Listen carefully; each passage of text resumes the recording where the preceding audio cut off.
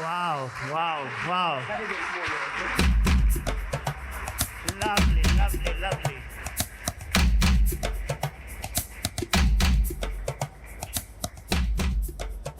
Wow. We will shortly be having our official opening ceremony for this event. After that, we will have a plenary session that will be interesting, focusing on bioeconomy's role and impact in today's political, economic, and ecological landscape. That should take us up to around 11 when we'll have a coffee break. Yeah, I saw someone smile at the mention of coffee. At 11:30, we'll have breakout sessions. There'll be 8 of them. So surely when we have 8 things, you can find one that works for you. So that should take us from 11:30 all the way to lunchtime. And then in the afternoon from 2 to 4 p.m., we shall have a plenary session where we will have keynotes, and then we'll have a panel discussion. And the focus there will be innovation ecosystem for bioeconomy, then focusing on finance, technologies, and societal initiatives. And that will be a session that will take us up to 4 p.m. As I mentioned, we'll have another coffee break. Then after that, we have the last breakout session of the day, which is going to be, again, a very interesting one, because we'll be focusing on things like AI-powered solutions for pest and disease management in primary bioeconomy production, the significance of water in bioeconomy strategies, sustainable bioenergy, bioecosystems, and circular bioeconomy, availability of and competition for biomass and bioeconomy. I'm trying to just make sure that this wonderful gentleman have us all set up here, and then we'll get going. I think we are just about done. I know that most of our guests are in-house. How I wanted to do this is for all our speakers in this opening session to be up here so that we don't have too much of the up and down movement. So I will just call them to come and sit up here as soon as this amazing gentlemen clear the stage. But I have in mind Professor Christine Lang, co-chair, International Advisory Council on Global Bioeconomy, Germany. Please give her a round of applause. Yeah. Yeah, it's no small matter being up here, so please help me to appreciate these people who are coming up here. Dr. Abdu Tenkwano, Director General, International Center of Insect Physiology and Ecology, ICIPE, Kenya. I promised you he will be here live. You see what I meant? Karibu sana. Bettina Stark. Oh, this one we're going to get a video message from Germany. But Bettina Stark, what's the Minister, German Federal Ministry of Education and Research, will be giving us a video message from Germany. Claudia Muller, Parliamentary State Secretary, German Federal Minister of Food and Agriculture, Germany. I think she is here. Yes, she is here. Then we have Ambassador Caroline Vicini, Swedish Ambassador to Kenya.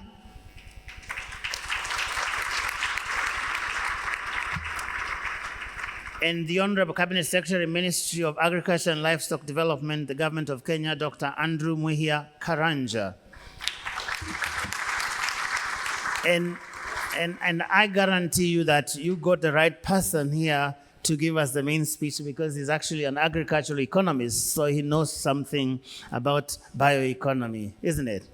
All right, so ladies and gentlemen, we will start this session now by having a short address welcoming all of us here. Professor Christine Lang, who is also one of the co-chairs who you will be seeing a lot of during this session. Professor Lang.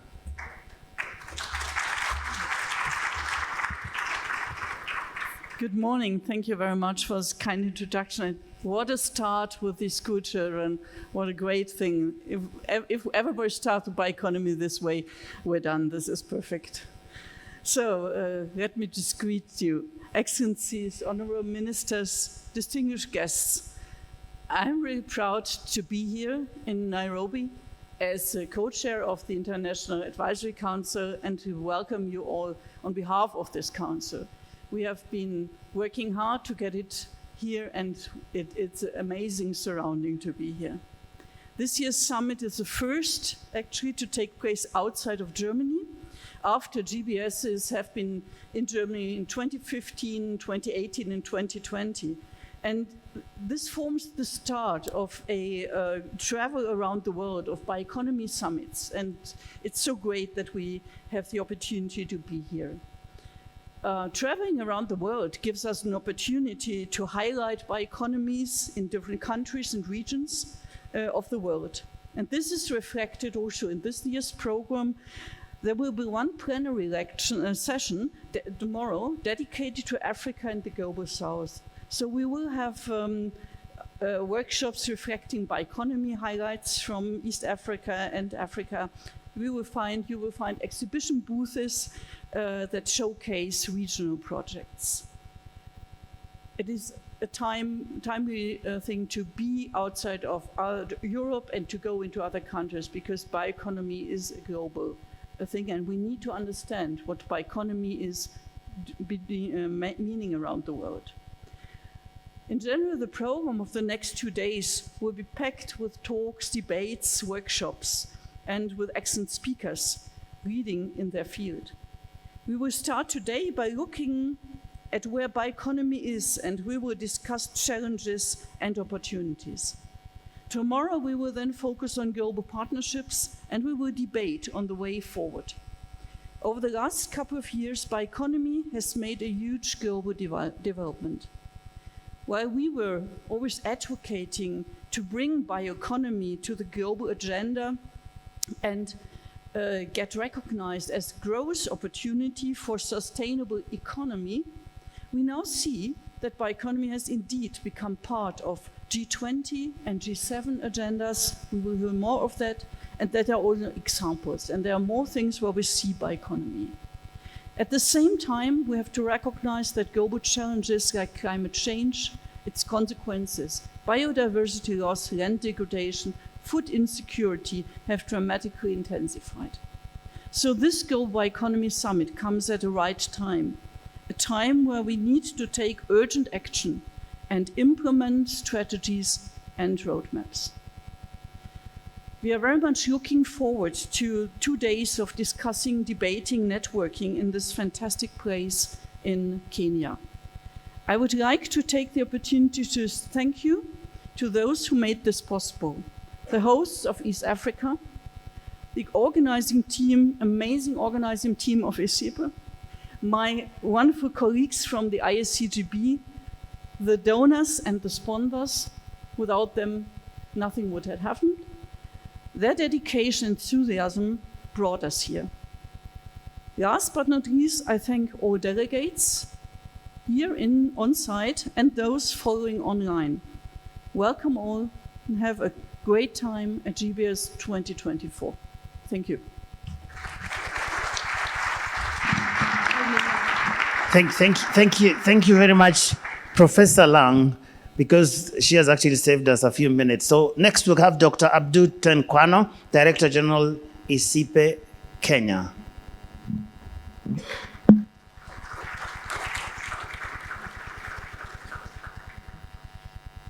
Good morning. It was a very fantastic performance, and I don't know if there is anything that I should be saying that would add to what our children told us. Honorable Dr. Andrew Karanja, Cabinet Secretary, Ministry of Agriculture and Livestock Development, Kenya. Honorable Bettina Stark-Watzinger, Federal Minister of Education and Research, Germany, who will be joining us for a video. Her Excellency Claudia Müller, Parliamentary State Secretary, Federal Ministry of Food and Agriculture, Germany.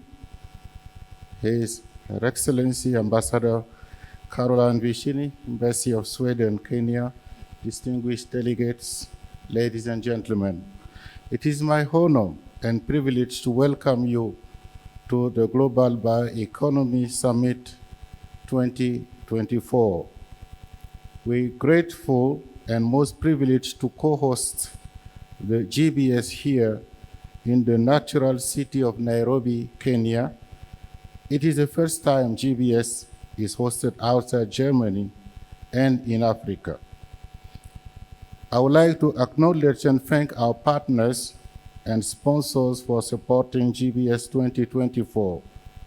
We especially thank the International Advisory Council on Global Bioeconomy, the East African Science and Technology Commission, and the Stockholm Environment Institute for working tirelessly with our team at ICIPE, the BioInnovate Africa team, to deliver the summit. Ladies and gentlemen, allow me to break protocol in asking the BioInnovate team to stand up for you to recognize them.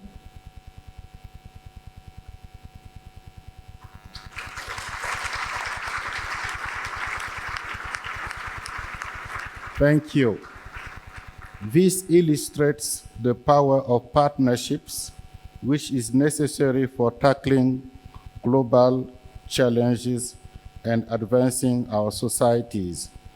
What does GPS coming to Africa mean to us? First, the world now recognizes bioeconomy as a sustainable growth pathway. By 2050, we shall be 9.7 billion people on this planet, according to estimates by the United Nations. We must meet the food, nutritional, and health needs of this large population without carbon emissions and with less damage to the environment and biodiversity. We must also meet the employment needs of the youth, who are the largest demographic segment in Africa and the global South. With the climate crisis, which is now an existential threat, we must adopt new ways of production and consumption that are sustainable. The bioeconomy offers this new model of sustainable economic growth. Second, GBS in Africa is our chance to connect the African bioeconomy to the global bioeconomy. The East African community has become the first regional economic bloc to develop a bioeconomy dedicated regional strategy. Some countries in Africa, like South Africa and Namibia, have developed national bioeconomy strategies. Several others are in the process of doing the same.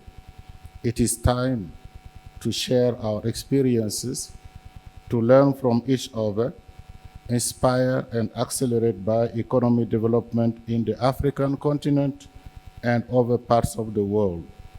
GBS 2024 is giving us the best platform to do so right now here at home in Africa.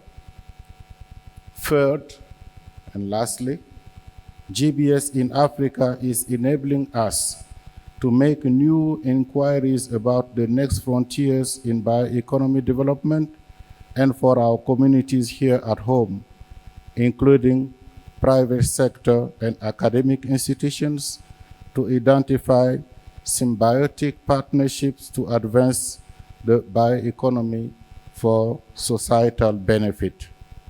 At ICIPE, we develop and deploy nature-positive solutions for insect pests and vector management. We also lead research in insects as alternative sources of protein for food and feed and agents of organic waste conversion.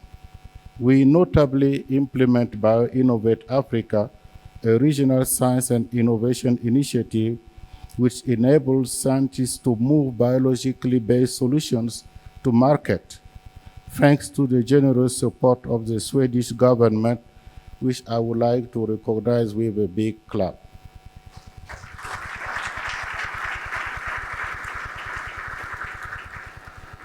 Thank you. GBS is an opportunity to share ideas on how to scale these efforts through South-South and North-South collaboration.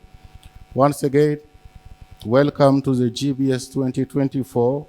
I wish you well and trust that we shall mutually benefit from each other's participation in this summit. Thank you for your kind attention. Thank you very much. Thank you very much. Next, we shall have the video message from Bettina Stark-Watzinger, who is the Minister, German Federal Ministry of Education and Research. Hello to Nairobi and best wishes from Berlin to the Kenyan capital. What do the leftovers of manioc crops, cacao and rice husks have in common? You all know, of course, they are sought after raw materials in the construction industry, in chemical industry, or for cosmetics. There is great potential in bio-based materials and biological knowledge. Something, ladies and gentlemen, that should be talked about. It is excellent that you pass on the word through your commitment, expertise, and vigor. With united forces, this meeting in Nairobi is part of it. The Global Bioeconomy Summit is the most important international forum for dialogue, for exchanging good ideas, and for networking in order to implement them. Together, we quite simply are faster. Since every country has different resources, raw materials, knowledge, skilled labor, bringing them together is what creates added value and has research and industry. In future, more than ever, the motto is bio-based, not fossil. The first Global Bioeconomy Summit took place in 2015, initiated by the German Bioeconomy Council. It is a great sign that now, for the fourth summit, Kenya is taking up the baton. My particular thanks go to you, the members of the International Advisory Council on Global Bioeconomy. You set the scene so we can jointly drive bioeconomy across all borders, taking into account different cultural views, understanding and reducing target conflicts. At the end, we are united by one objective: a bioeconomy which brings progress and greater sustainability at the same time. We have already achieved a lot, from Norway to Indonesia, from Latin America to East Africa. Everywhere, bioeconomy brings about innovations, opens up new opportunities for countries, for many industries, and for each and every one of us. One topic is particularly close to my heart, and that is new breeding technologies. Last year, for example, I had a close look at barley at the Leibniz Institute of Plant Genetics and Crop Plant Research. It can cope with extreme aridity and is more resistant against viruses. These are exciting developments. We in Germany continue to advocate a successful bioeconomy. In doing so, we rely on international cooperation, on your support, your view from Nairobi to the world, your perspectives. So I would like to say thank you very much. Thank you very much. And we're moving very well. Next, we have Claudia Muller, Parliamentary Secretary, State Secretary, German Federal Ministry of Food and Agriculture. The floor is yours.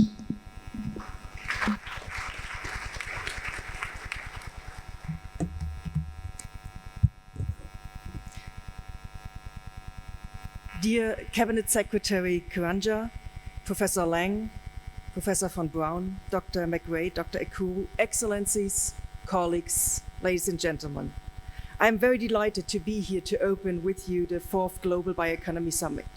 I am particularly glad that for the first time the summit takes place outside Germany. It is here, in Nairobi, in Kenya, on the African continent. I believe I do not overly boast by saying that Germany is one of the pioneers in this field, with our first bioeconomy strategy being adopted as early as 2010. Therefore, it has been our great honor and pleasure to host this important event for 3 times now in the past years. But now, however, it is time to literally take the summit to the next level. It is time to make it a true global gathering by bringing it here. We all have realized that a sustainable bioeconomy is nothing that can be mastered individually at a national level. It is a joint task that requires international partnership and cooperation. The fact that we have come together right here is a vivid symbol of the genuine global ambition behind these efforts. It is proof for the increasing momentum of joint bioeconomy approaches. It is a powerful sign that the international community wants to work hand in hand to advance sustainable bioeconomy strategies around the globe. So I am particularly happy to be here in Kenya with you. Germany and Kenya are united by many years of successful and trusting cooperation in the area of research. This includes bilateral projects to promote innovative and sustainable food production technologies and healthy nutrition environments. In fact, I will have the chance to come back to Kenya just in a few months. My next visit will take place in December, and we will kick off another joint project together with WWF, promoting mutual exchange of experts on how to adapt the agricultural sectors to climate change. And I stress it will be a mutual exchange. Ladies and gentlemen, in science, as well as in business and politics, people are more and more aware of one fact. The intersection of biology and technology is the place where we can make great innovation happen. Where these two disciplines meet and overlap, we can create a true innovation hub. And this applies particularly in the field of bioeconomy, because they combine biological expertise with technical solutions. And natural and technological solutions are no adversaries. They should always complement each other. These solutions will use the natural qualities of biogenic raw materials to create new products, techniques, and processes. Processes that allow us to save vital natural resources and secure our common prosperity and well-being. It is vital that we make the best possible use of this source of innovation. We have every reason to do so. The global challenges we are facing are becoming ever bigger. The consequences of the climate crisis are ever more tangible worldwide. Wars and conflicts around the globe have shown us that we need to become more crisis-proof and resilient. This means that we need to accomplish a great number of different tasks at the same time. Preserving our natural resources, slowing down the climate crisis, and above all, ensuring food security for a growing world population. Now, to achieve this, we must bring together ecology and economy and strike a balance between those two. Only in this way, we will be able to manage our limited resources sustainable for ourselves and the generations to come. Bioeconomy holds out many promises: climate stewardship, resource conservation, and food security. And, as a consequence, the achievement of zero hunger and several other sustainable development goals.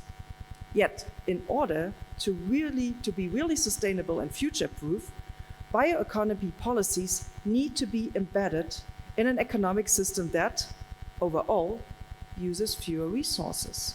And this is the essential prerequisite. And this is what we should strive for. In this context, the sustainable production and use of biomass is of particular importance. It is beyond dispute that the global sustainable available biomass potential is limited, and Germany is very much aware of that. It is our aim to ensure that this valuable resources is distributed wisely, and it is used in the best possible manner. However, we must face one inconvenient truth. In the long run, we will not be able to cover all needs if we want to adhere the objective of sustainable biomass production. So the key question here is now how we will deal with issues of competition of different uses. In Germany, food first is the guiding principle. And in order to ensure global food security, food production must take priority over using foodstuffs as raw materials, as animal feed, or fuel production. In addition to that, we must urgently reduce our overall demand in our biomass. Therefore, another focus of Germany's efforts is combining bioeconomy strategies with the approach of circular economy. This is one of the most promising paths towards cutting down our resource consumption. Ladies and gentlemen, I've already mentioned the increasing momentum of the international bioeconomy activities. One important milestone in this regard is the G20 initiative on bioeconomy set up by the Brazilian presidency. Within this framework, the G20 has successfully negotiated and adopted 10 high-level principles on bioeconomy, and we very highly appreciate this great achievement. And at the same time, the G20 negotiations have shown us that a great number of questions remain to be discussed in the international bioeconomy context. And this goes well beyond the G20, of course. And we want to help to encourage these discussions by building on these impetus. On our forthcoming Global Forum on Food and Agriculture in January, we will dedicate the topic to farming a sustainable bioeconomy. Sustainable agriculture, sustainable forest management, aquaculture and fisheries are the cornerstones of a sustainable global bioeconomy. And we believe that it was long overdue that this topic is to be tackled at one of the world's largest informal agriculture ministers' conferences. At the GFFA, round about 2,000 representatives from politics, economy, science, and civil society will meet and discuss. And this will include up to 70 ministers of agriculture from around the world. We will jointly explore how a sustainable bioeconomy can help us to master the triple challenges of ensuring food security, realizing the right to adequate food for all people, and preserving natural resources. So, ladies and gentlemen, I'm looking forward to seeing a lot of you in Berlin this January to enhance and deepen our conversations on the topic. But for now, I wish us all a very enlightening and inspiring Global Bioeconomy Summit. I'm very confident that it will be full of good inputs and fruitful discussions. Thank you. Thank you very much. Next, Ambassador Caroline Vicini, the Swedish ambassador to Kenya.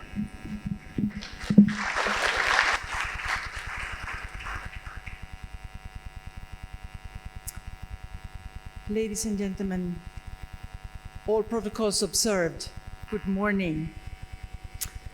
Thank you for this invitation and the possibility to speak on a topic which we, as Sweden, feel very passionate about. Sweden has supported bioeconomic related work in East Africa for many years, and we are extremely pleased to see this important event, the Global Bioeconomic Summit, held here in Africa for the first time. And in addition, co-hosted by our long-term partners, ICIPE, BioInnovate Africa, and the Stockholm Environment Institute.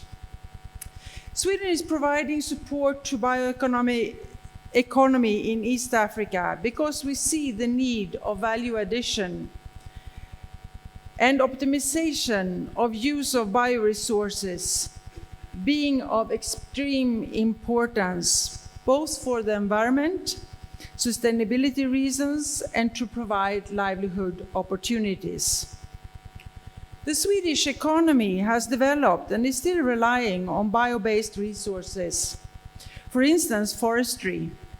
Economies in East Africa depend also a lot on bio-based resources from agriculture, forestry, and fisheries. But there is still very little processing and value addition on it. With more value addition, bioeconomy could contribute a lot more to economic growth, which would benefit both countries, individuals, and the environment. A lot of promising work is being done, and this work involves both government and many countries developing national bioeconomy strategies, as well as communities and small and medium-sized enterprises. And here I want to deviate a bit from my talking points and mention that here in Kenya, together with Uganda and Tanzania, we have worked for a long time on developing sustainable commercial forestry to increase the forest cover and to allow construction in wood. Because Africa needs a lot of housing, and the construction sector is responsible for 1/3 of the greenhouse gases emissions. If you build in wood, you store the carbon dioxide in your house. So I just wanted to mention that we have a little booth here in the exhibition, so please visit and see what we are doing. There is a big potential in this bioeconomy, and that's what we are trying to create here with that program, to create a whole new sector that doesn't exist yet, here in Kenya at least. Jobs are created, people earn a living, and there is a possibility for inclusive economic growth. We have seen that the private sector often act as pioneers when it comes to innovation. Academia also plays a very strategic and important role. Our experience is that when academia and private sector team up, great things will happen. We need more collaboration of different kinds, and this summit is a great venue to jointly think about this. At the beginning of my speech, I mentioned Swedish investments in bioeconomy in East Africa. This work has consisted of creating platforms that facilitate meetings between researchers and business actors, that draws the best from the two worlds, so that scientific findings combined with business thinking, including understanding the markets. Sweden supports BioInnovate, hosted by ICIPE under our research strategy, and we have been doing so since the establishment in 2010. For development partners present in the room, I would like to mention that BioInnovate has systems in place to expand its platform and facilitate more innovation initiatives that I would like to encourage you to take part in. And we, Sweden, would be very happy to share our experiences with you. As I mentioned, we have been in this for a long time. BioInnovate has a long-term collaboration with the Stockholm Environment Institute, another co-host of this summit. Before the establishment of BioInnovate, Sweden supported its predecessor, BioEarn, also involving Stockholm Environment Institute, which means that we have actually supported bioeconomy in East Africa since the 1990s. In addition to our long-term support through BioInnovate, Sweden and Stockholm Environment Institute have signed an agreement now in October 2024 to specifically support the development of bioeconomy in Kenya. The intervention will capitalize on the high potential for more collaboration and co-creation of win-win innovation processes and business models between the bio-based private sectors and innovator actors in Sweden and their small and medium counterparts here in Kenya. This contribution resonates with the Swedish government's reform agenda, which clearly signals that Sweden's private sector should play a bigger role in development cooperation. Sweden will use a Team Sweden approach and engage Business Sweden, the Swedish East African Chamber of Commerce, Swedish private sector, innovators, and academia to explore new bioeconomic business prospects and engage with Kenyan research and business partners towards promoting this bioeconomy here in Kenya. We would like to see more cooperation like this. Work that involves many different types of partners, including the private sector. The link to research is key, and I invite you to look at the website, bioinnovate-africa.org, of our partner BioInnovate, for short and very concrete stories of the kind of inspiring innovations that can be developed when scientific knowledge and business thinking is combined.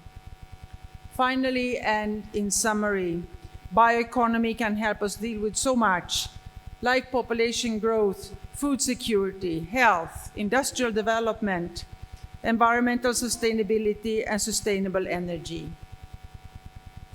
I really look forward to these interesting conversations, and I hope the Global Bioeconomy Summit will lead to many new collaborations, and including new collaborations between Sweden, East Africa, and beyond. Thank you. Thank you, thank you. Thank you very much. Just as a small logistical note, before we bring the Cabinet Secretary to speak, I want to just inform you that immediately he finishes, all our wonderful guests up here will just make one step forward, and then we'll take a group photo before we go to the next section. So ladies and gentlemen, now help me to welcome the Honorable Cabinet Secretary for Agriculture and Livestock Development, Dr. Andrew Mwihia Karanja.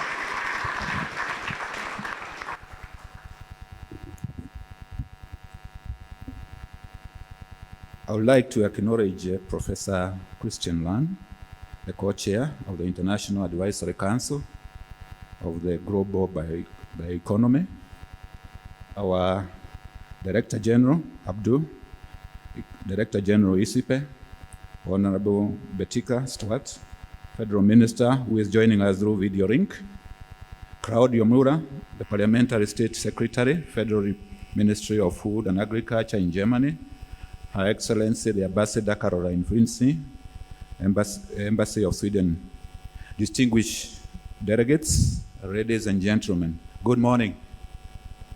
Hamjambo. So on behalf of the Government of the Republic of Kenya, it gives me great pleasure to welcome you in Kenya, and in particular, the beautiful city of Nairobi.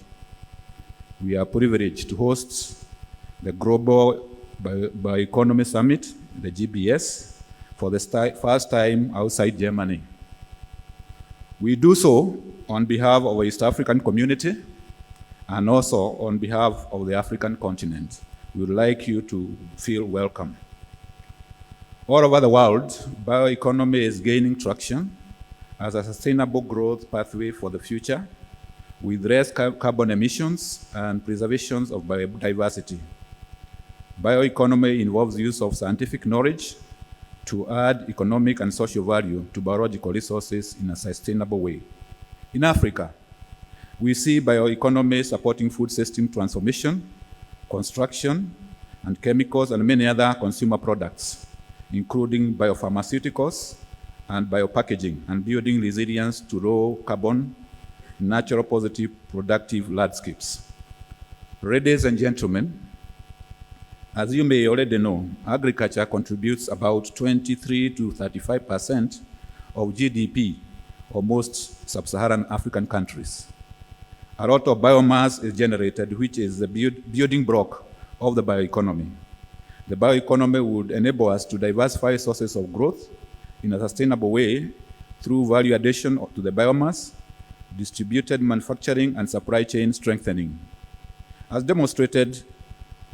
a demonstration of our continent's to build the vibrant bioeconomy in East Africa, the East African community developed a bioeconomy dedicated regional strategy in 2022 under the stewardship of Kenya. It is the first strategy of its kind in Africa.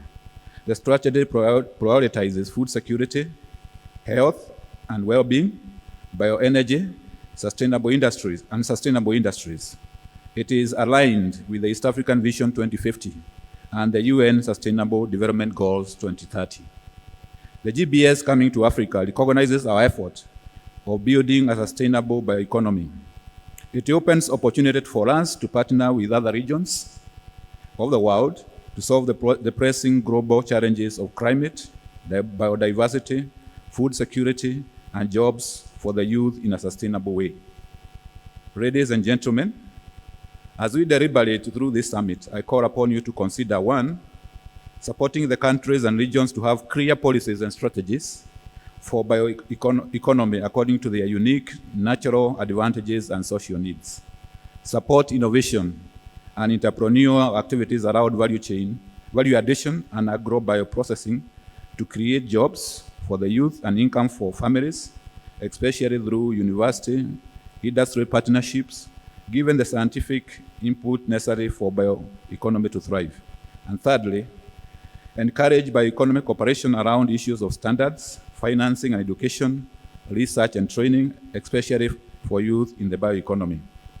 In conclusion, bioeconomy is becoming the growth pathway for a green future that we need and all desire. We should make a collective effort as a government, private sector, civil society, and academia to develop the bioeconomy according to our local aspirations for growth and global development on important issues of climate, diversity, and food security. Once again, I take this opportunity to welcome the more than 50 countries which are represented in this summit, and also wish you that you take time to serve what Kenya can offer.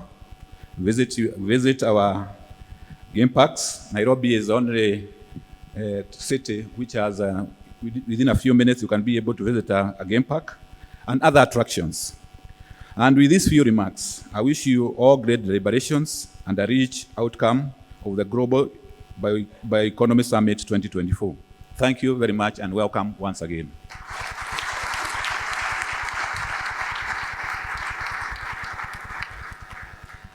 Another round of applause for the wonderful ladies and gentlemen up here.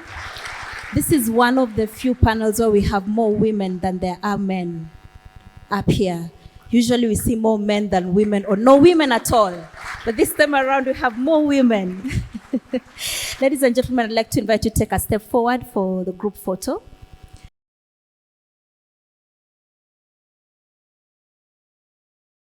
For the next session, now we get into the plenary session, and this session is bioeconomy's role and impact in today's political, economic, and ecological landscape. And in this session, I'd like to invite the session chairs. Professor Lang, please stay behind because you're a session chair here. Professor Christine Lang and Dr. Julius Eshuru, who are the co-chairs for the International Advisory Council on Bioeconomy, and the leaders through this next session.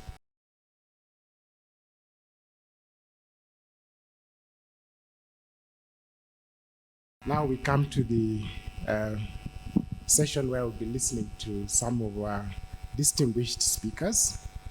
And I would like to invite Her Excellency, Ambassador Dr. Ephraim Kassim, who is President and CEO, Food Systems for the Future, USA. Please give her a round of applause.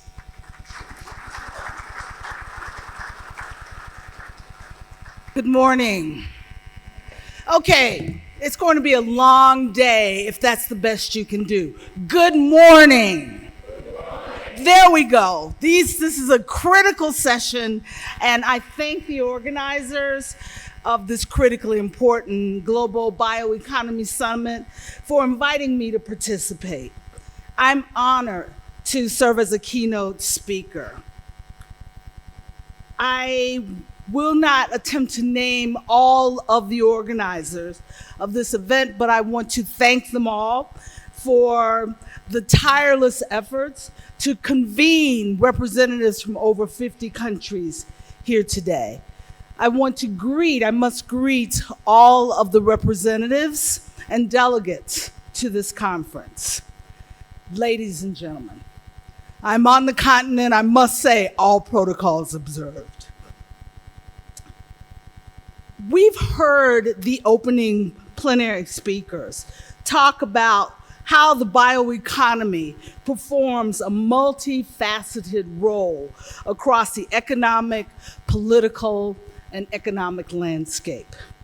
Economically, the bioeconomy will drive innovation and create jobs. Politically, it supports sustainability goals and global collaboration.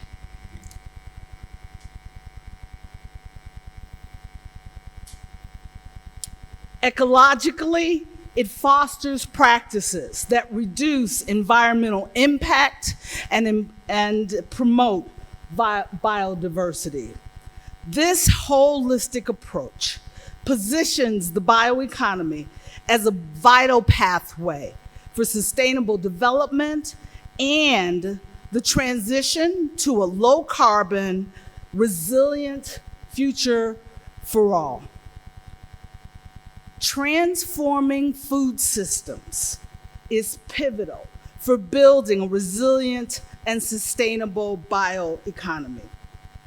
Transforming food systems connects efforts to address political imperatives.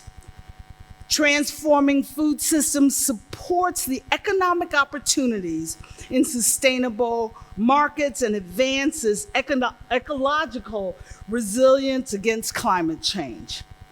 This holistic approach ensures that food systems can be a foundation for a broader, positive bioeconomy impact in today's interconnected world. But can we get there? Can we get to this ideal state from today's reality? Which I can't get to because the clicker doesn't work. There we go. All right, today's reality. Whew. All right.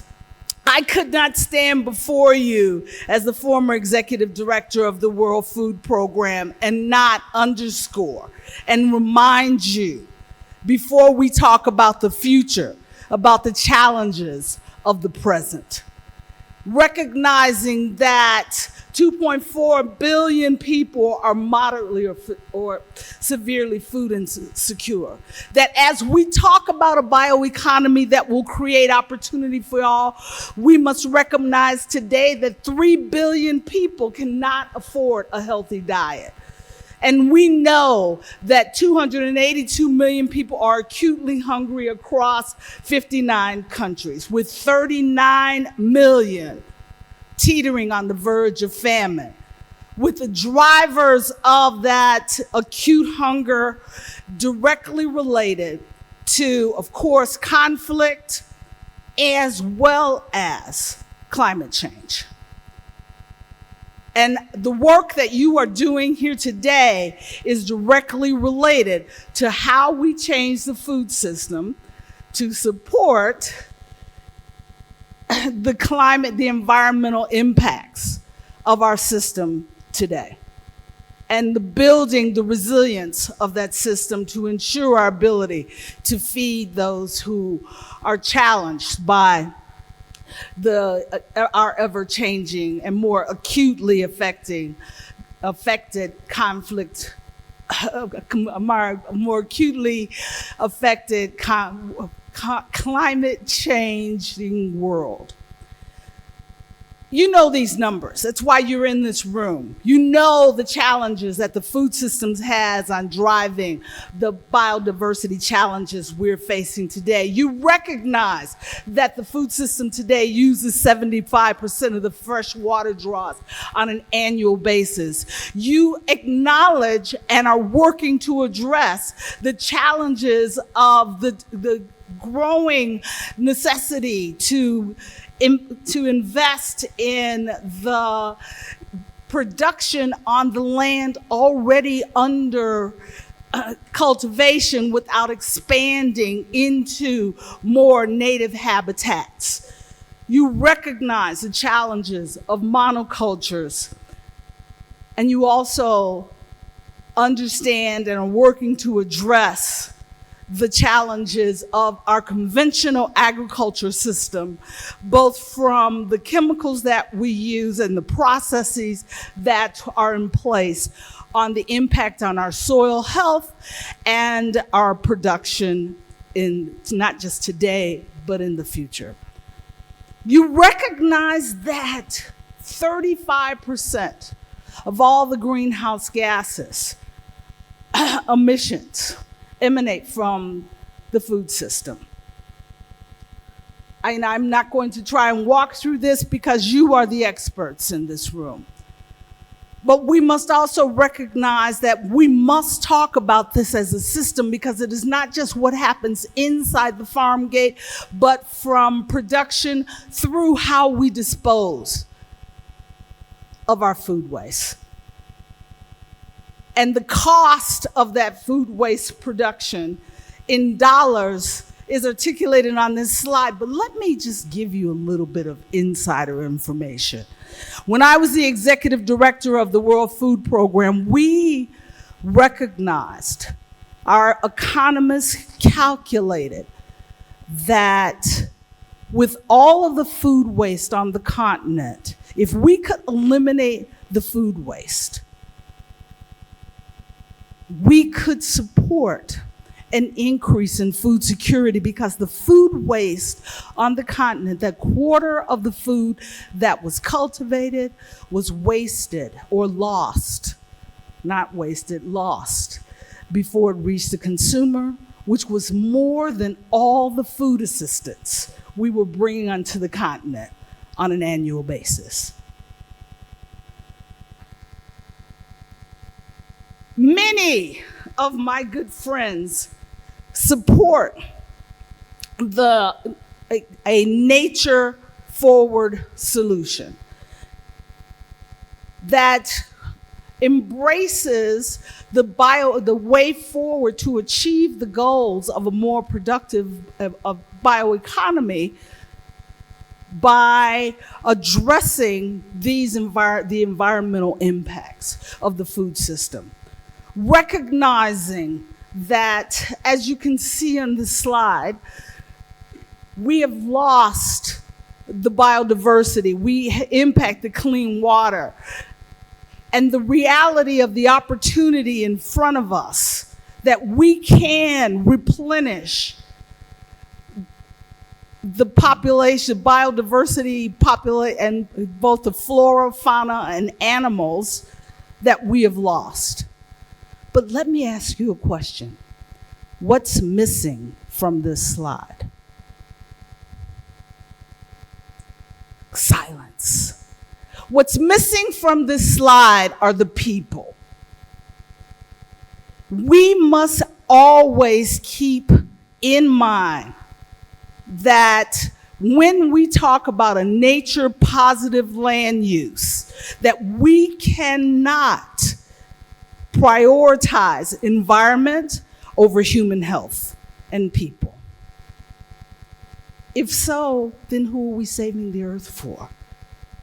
How do we bring along the constituents and consumers if we lose sight of what is necessary for the people?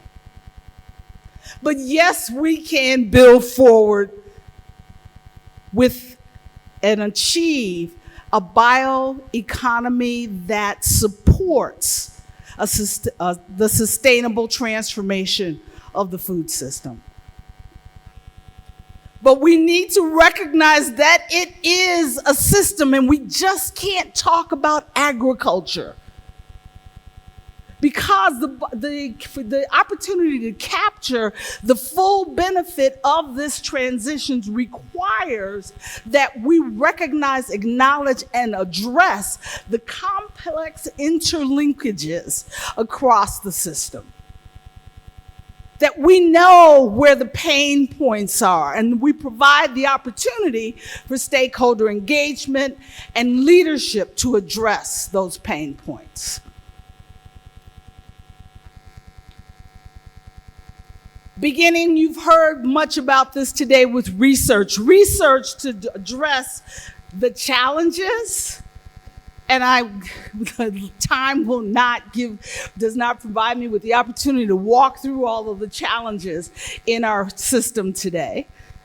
But recognizing that trade and global markets are essential to assuring food security globally for the entire population, but in embracing the global trade system, we also must address the challenges that global trading system provides. And on the other side, we must recognize the value of local and regional markets. We often nod at this idea, but when we begin to talk about those solutions, whether it's diet diversity through the consumption of more plant-based proteins, as well as sustainably produced animal proteins, whether it's agricultural efficiency through the transformation of our cultivation systems to more regenerative agricultural activities, or whether it's embracing the importance and the value of indigenous knowledge as a part of the work that we perform. Recognizing that while science should lead us, that much of science is often based on indigenous knowledge that we fail to recognize.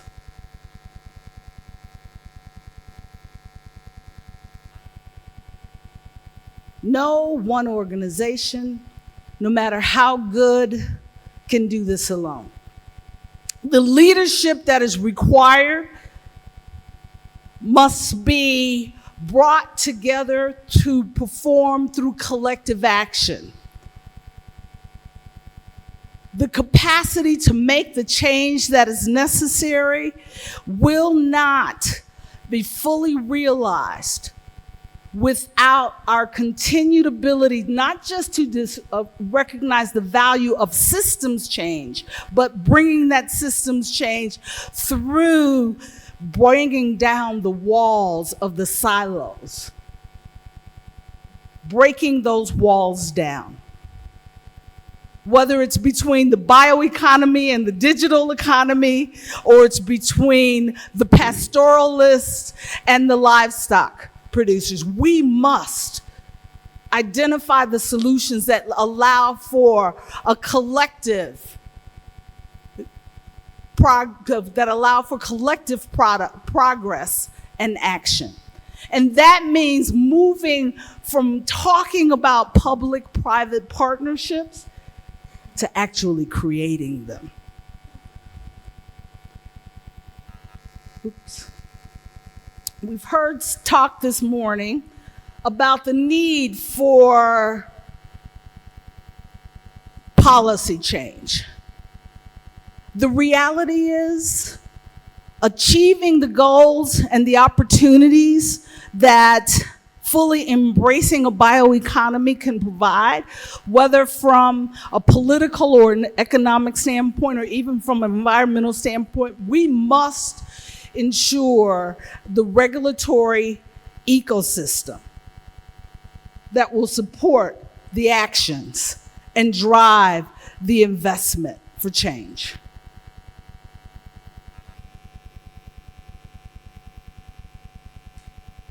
I lost a slide. Oh well.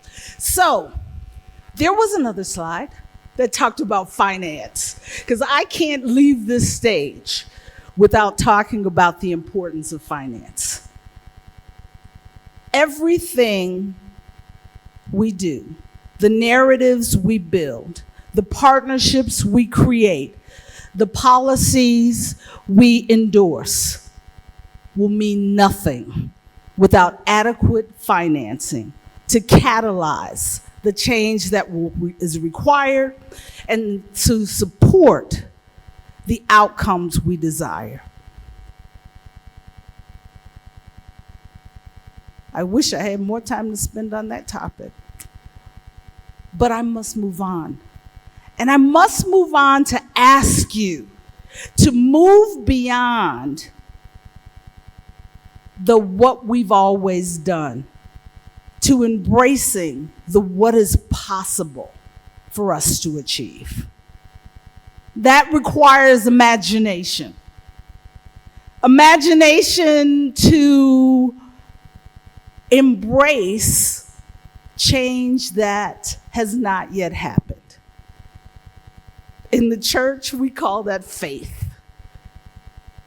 A belief in the things unseen. Without that imagination, without that faith, we will not drive the hope that is required to move us from the positions that we occupy today.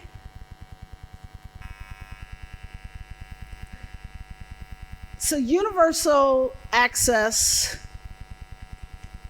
to affordable, nutritious food, of course, we can and we must. We must support a bioeconomy based on, driven by a sustainable, a transformation of the food system to more sustainable production for the environment, for human health, and for return of capital to all of the actors across the food system, including smallholder farmers, as well as the investors, must receive a reasonable financial return. I will close with a poem. I have fully embraced AI and ChatGPT. It makes me a lot smarter. It also makes me a lot more creative because I am not a poet. But you'd be surprised what a great poet ChatGPT is. And I asked ChatGPT to write me a poem about the relationship of the sustainable transformation of the food system and our ability to achieve a more fruitful bioeconomy. And here's what it gave me. In fields where green and growth entwine, where soil and seed with sun align, a future blooms where food sustains, a bioeconomy breaks its chains. From farm to fork, each step we trace, a dance of balance, time and space. Sustainable hands that till the earth bring healing seeds of hope to birth. To every crop a promise grows, to nourish lands where rivers flow. To heal the air, restore the soil, where nature and new futures coil. Health and wealth in roots we find, new jobs, new hope for all humankind. From policies that guide our way to fields where dreams in green are sown each day. Economy and earth as one, where politics find common sun. A world reborn in balance true, where food transforms and life renews. Thank you.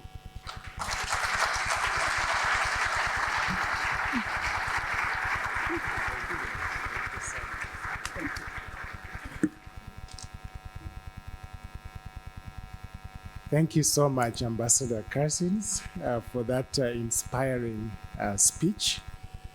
I like the poem. I'm also very much inspired by your faith. Thank you so much for explaining explicitly how bioeconomy is transforming food systems and the need for the interlinkages, stakeholder engagements, leadership, financing. And I couldn't agree with you more. Yes, we can build together the bioeconomy of the future. So thank you, and give another round of applause. So let me take the opportunity now to invite our next speaker, and that is Professor Måns Nilsson.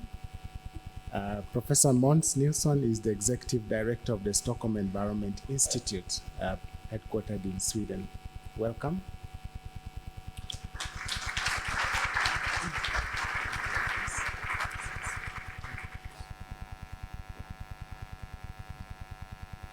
Excellencies, distinguished guests, ladies and gentlemen. I'm going to say a few words about the bioeconomy, unpacking it a little bit, and talk a little bit about how it can be unleashed, which now strikes me as a bad idea, speaking in front of a room of 500 experts. But I'll try and hopefully contribute something.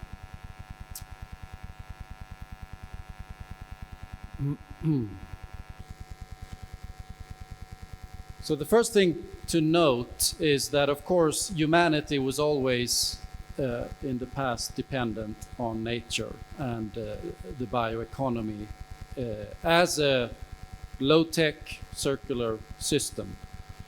This was pre-industrial times. And we transitioned into what you could call a fossil economy, which is based on more linear flows, which is based on extraction of non-renewable materials, fossil fuels, coal, oil, gas, but also, of course, minerals, mining. Getting out of the fossil economy, we need to create a new basis for the economy. What is that basis? It can be knowledge, it can be technology, but there needs to be a material base. There needs to be something from which we can build our societies. And this is what I would say is the bioeconomy. So transitioning to the bioeconomy is what we're talking about here. But I want to say a few words first about the background and to recognize a little bit about what has been said. We are in a dire state when it comes to development outcomes. 2015 to 2024 was a rather dismal decade. Development outcomes have been very bad. We have backslided of many sustainable development goals. We have 700 million people still in extreme poverty, and we have another almost 3 billion people that are not catching up, that are not closing the gap towards middle income. And Sub-Saharan Africa, many countries in Sub-Saharan Africa at least, are just over 1970 level when it comes to income per capita in inflation-adjusted terms. Of course, there are many drivers of this: the COVID-19 pandemic, the increasing impacts of climate change, the social unrest that we find in many societies, migration driven by climate change and conflict, sectarianism, and not the least, in terms of this continent, unfavorable trade and investment terms. And what we see from countries in the global north is that development assistance funding is increasingly scarce. It's being cut in many countries, and it's contested. And grants are not going to fill the gap. So we need to find a way to develop and get out of this mess. So, it's a bit of a lag here.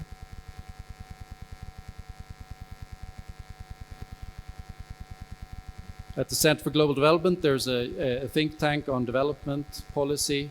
Charles Kenny is a well-known analyst there. Says there are not that many big ideas left in development. The multilateral system is producing a lot of wish lists. Most recently in New York, the Pact for the Future. But we don't, and there's a lot of musts and a lot of we shall, but there's not a lot of concrete development strategies for the economy. But I would say, I submit that the bioeconomy is such a big idea, and it's potentially a national and regional development strategy for the whole economy, because the bioeconomy agenda offers a diverse range of national development opportunities and pathways to sustainable economic growth. The central feature of a modern knowledge-based bioeconomy is, of course, the land and natural systems, not only producing food and feed, but also covering many sectors in society, providing the pharmaceuticals, the construction materials, the chemicals, the energy that we need to get our economies going. And through the bioeconomy, we have an engine for reaching many of our development goals that are common to all societies. First of all, it shows potential for synergistic solutions for climate change mitigation and adaptation, biodiversity loss and resource degradation, actually covering all the 3 Rio conventions that were established in 1992.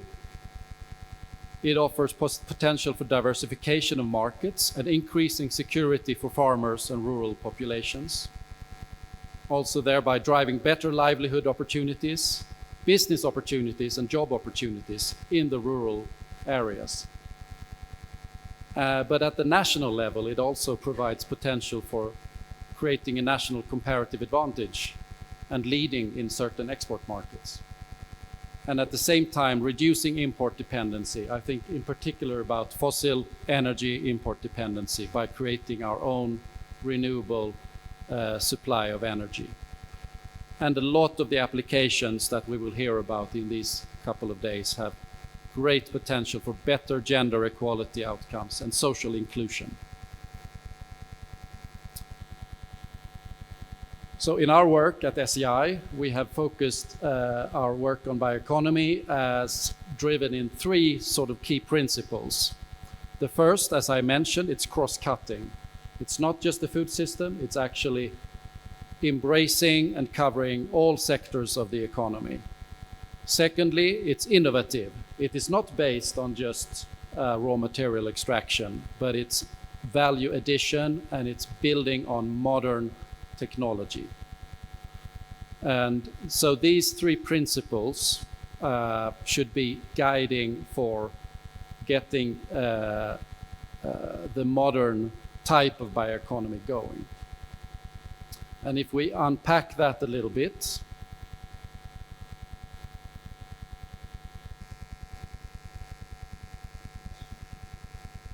here's a graph of some mapping out some different applications along the dimensions of how cross-cutting they are and how value additional they are. So some applications are highly cross-cutting and cross-sectoral, where in some highly value adding. But we should recognize also that in many contexts, in lower and middle income countries, we need to pay a lot of attention also to the kind of mid technology levels of applications. So we want to transition away from the lowest value addition, lowest cross-cutting features, but not necessarily always reaching directly for the highest levels. So context dependent is the socioeconomic context needs to guide which applications and technologies we're aiming for.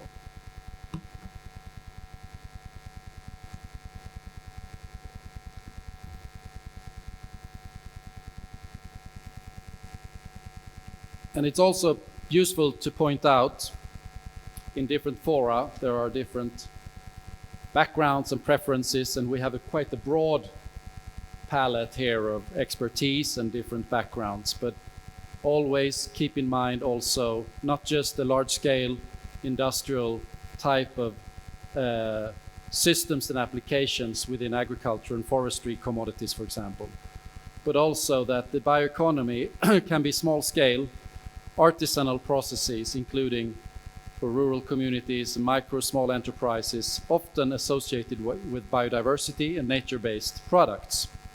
And this is often overlooked, I think, in the bioeconomy discussions we have today. But at the global, at the industrial scale, for example, this is an example of work we've done in Thailand looking at the cassava supply chain.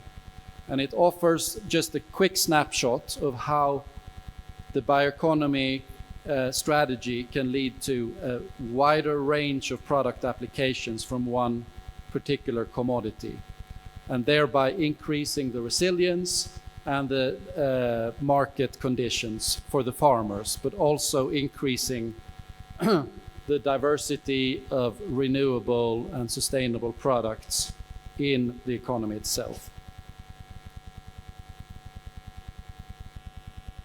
But of course, this is not just for cassava. And we've been working on mapping several different products, resources, and figure out what are the most promising applications across different economic sectors for these products. And there is a lot that is going on also in the BioInnovate Africa program, where the agricultural crops can be utilized in pharma, in chemicals, for energy, etc., as well as for food. But if we come back to the issue of nature and biodiversity-based products, it's also important to consider the special conditions that this comes with, that it's difficult to get economy of scale. One might talk about economy of scope, because access is difficult. There are long distances, there are risks, transportation is often lacking, etc. So this kind of biodiversity and nature-based products come with particular sort of needs, which has to do with, for example, improving the wild harvesting of forest products, also to enhance productivity, using agroforestry systems to restore degraded areas, but also using innovative low-cost technologies to improve and sort of make the products ready for transport and distribution, such as freezing, dehydrating, etc. But most of all, we need the supporting infrastructures to continue to build on transportation solutions and to continue to build decentralized electricity so that we can have storage, etc. It is sometimes said that the most important part of the food system are the roads, and it is perhaps something that can be translated to the bioeconomy at large. Turning our attention to how we can then nurture this innovation system to turn the bioeconomy into a strategy for our countries as a whole.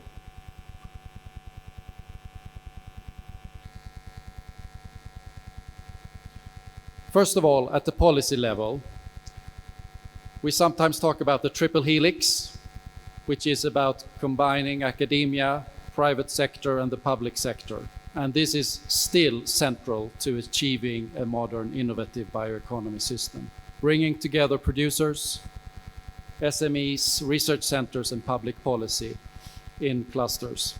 We need to invest in innovation incubator platforms and encourage and facilitate for entrepreneurs to be able to get products and applications to the market. We also need, from a policy perspective, to broaden the focus from mainly increasing productivity in the system to also environmental sustainability, resilience, and social inclusion. And now we see a spread of strategies at the national and regional scale, but how do they connect to the actual regulations and national policy frameworks on the ground? Regulations, we talk about policy coherence, make sure that the regulations and public policies are in tune with the overarching strategies. And we need to make sure that the bioeconomy is sustainable. So, sustainable agreements and criteria in the value chains, paying attention to, for example, soil quality, biodiversity, and carbon management as three key areas to keep a close eye on to ensure that the systems are sustainable. And we need to create demand for the products through establishing niche markets. A good way to do that is through public procurement, that the government or the state, the local government drive the market by purchasing and selecting domestic bio-based products over imported fossil ones.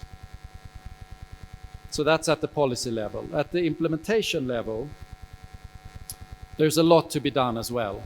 We need to strengthen the entrepreneurial capacities of small producers. We need to improve their bargaining power in the value chain. So there's a lot of capacity building to be made here. We need to support market intelligence for rural, micro, small, medium-sized enterprises who are often not enough informed about how they should price, how they should deliver, or how the market, what the customers want. And we need to facilitate more knowledge sharing and technology transfer with smallholders, particularly for some resources and crops, which are perhaps forgotten or which are coming back, and where some knowledge has been lost along the way in the farming community. Of course, as has been mentioned, the mechanisms for affordable financing for investment along the value chain, all the way from the farm to the industrial applications. And not the least, securing competence and succession in the rural communities. Farming and land is increasingly left to the older generation in many countries, and youth involvement is not only necessary to be here in the future, but it also can spur enthusiasm and entrepreneurism that can be very useful. So those are sort of some of the key recommendations that we have worked on at SEI, and we're going to continue to work on these. I'm delighted that the next speaker will be able to talk more about the bioeconomy in the G20 process. Just to observe that this is now the third consecutive G20 talking about circular/bioeconomy, and that we have next year also the African member of the G20, South Africa, will continue on this pathway. So with that,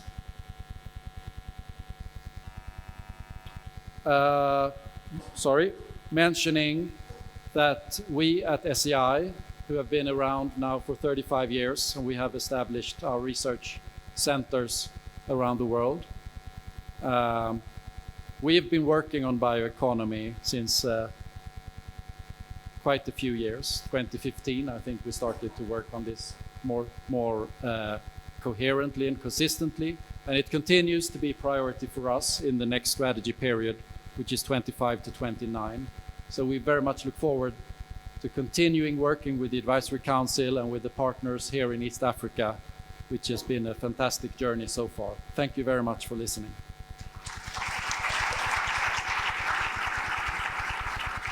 Thank you.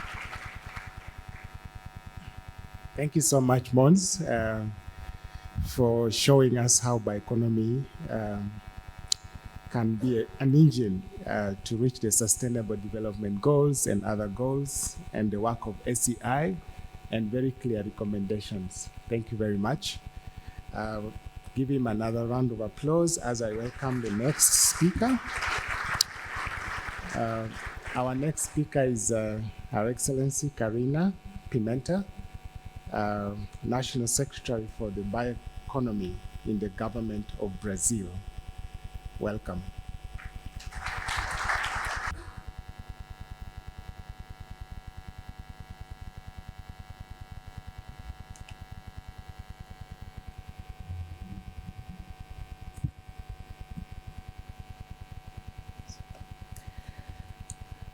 Well, good morning to everyone, and to all the participants on this plenary. I'm very glad to be here with all of you. First, I would really like to thank you for inviting us to talk a little bit about what has been done, not only in Brazil, but also in the international context, especially the G20. I will extend my greetings also to Christina Lang, who I have the pleasure to be in Rio couple of months ago, on the G20 session, and also like to mention among all the distinguished authorities here, like to greet my ambassador, the Brazilian ambassador to Kenya, Mr. Silvio Albuquerque. So for me, it is a great honor to be here to share a glimpse of the Brazil's vision on bioeconomy and what we have been achieving over the last couple of years, and also how this discussion nationally has also interfered and hope to help the international context of the progress of bioeconomy. The rise on the debate about bioeconomy, thank you, comes in a very, very timely manner, an unique moment, I would say.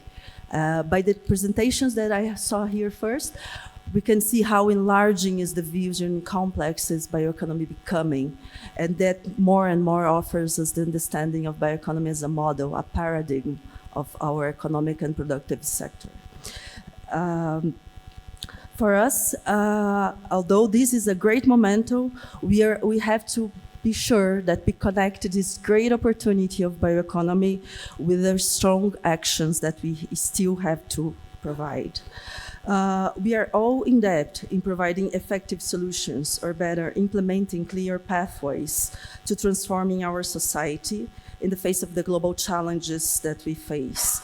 From climate change that requires decarbonization of our industries, the end of poverty and hunger that comes along with reframing the whole food systems as the topic of this session, and also the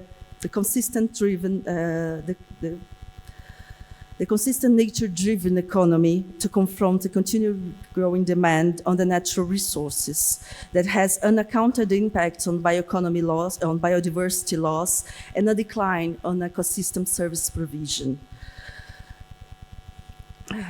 That situation affects not only our lives, but not only our food systems, as we are talking here today, but our lives on a more broader perspective, from developing to developed countries, but most severely on the most vulnerable ones. That is why I take the opportunity to congratulate the summit here to be in Kenya, in the heart of Africa. And I was very glad to hear from the Chief Secretary of Kenya about the national strategy on bioeconomy. I think this is a way forward. The developing countries are more and more getting into the bioeconomy and relating that to the national context. So my congratulations to Kenya on that. The best science and evidence available show to us, that decision makers, that the window of opportunity for achieving the Paris Agreement target is closing very, very quickly. And yet, we are lagging far behind effective results in reducing GEE emissions, down to the level that ensures that we keep global warming below 1.5 degrees. We have to always keep that in mind while designing our policies and while implementing our actions. We are in need to do more and more quickly, rapidly, decisively, and effectively. And bioeconomy, for me, means a clear pathway to shift the economy and productive paradigms under the nature-based economy. Within the context, we must step up on global efforts to tackle climate change, hand in hand with the reverting biodiversity loss and pollution. The other two planetary crises that will offer the right path for a solution to be a sustainable solution in the future. Bioeconomy for us is an integral part of designing this new future. That is why when Brazil took on the presidency of G20 last year in December, we started to prioritize the debate across the nations that holds most of 80% of GDP, of 76% of the emissions, and 80% of the populations of the world, to tackle some of the priorities that we see in this agenda. And I would like to mention to you not only the bioeconomy initiative, which most of you have heard already, but also draw your attention to the Sustainable Finance Group, who is discussing the financial flows, which should be reaching bioeconomy directly. The Global Alliance Against Hunger and Poverty, which is looking into how food systems are structured, and the Global Mobilization Against the Climate Change.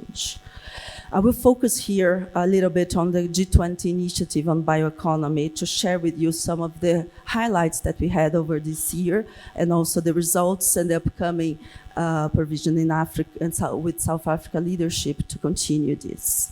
As you all know, despite the growing interest of bioeconomy, there has not been a forum for countries to solve. You know, we have the International Council for Biochoice, but we don't have a formal official for countries to discuss.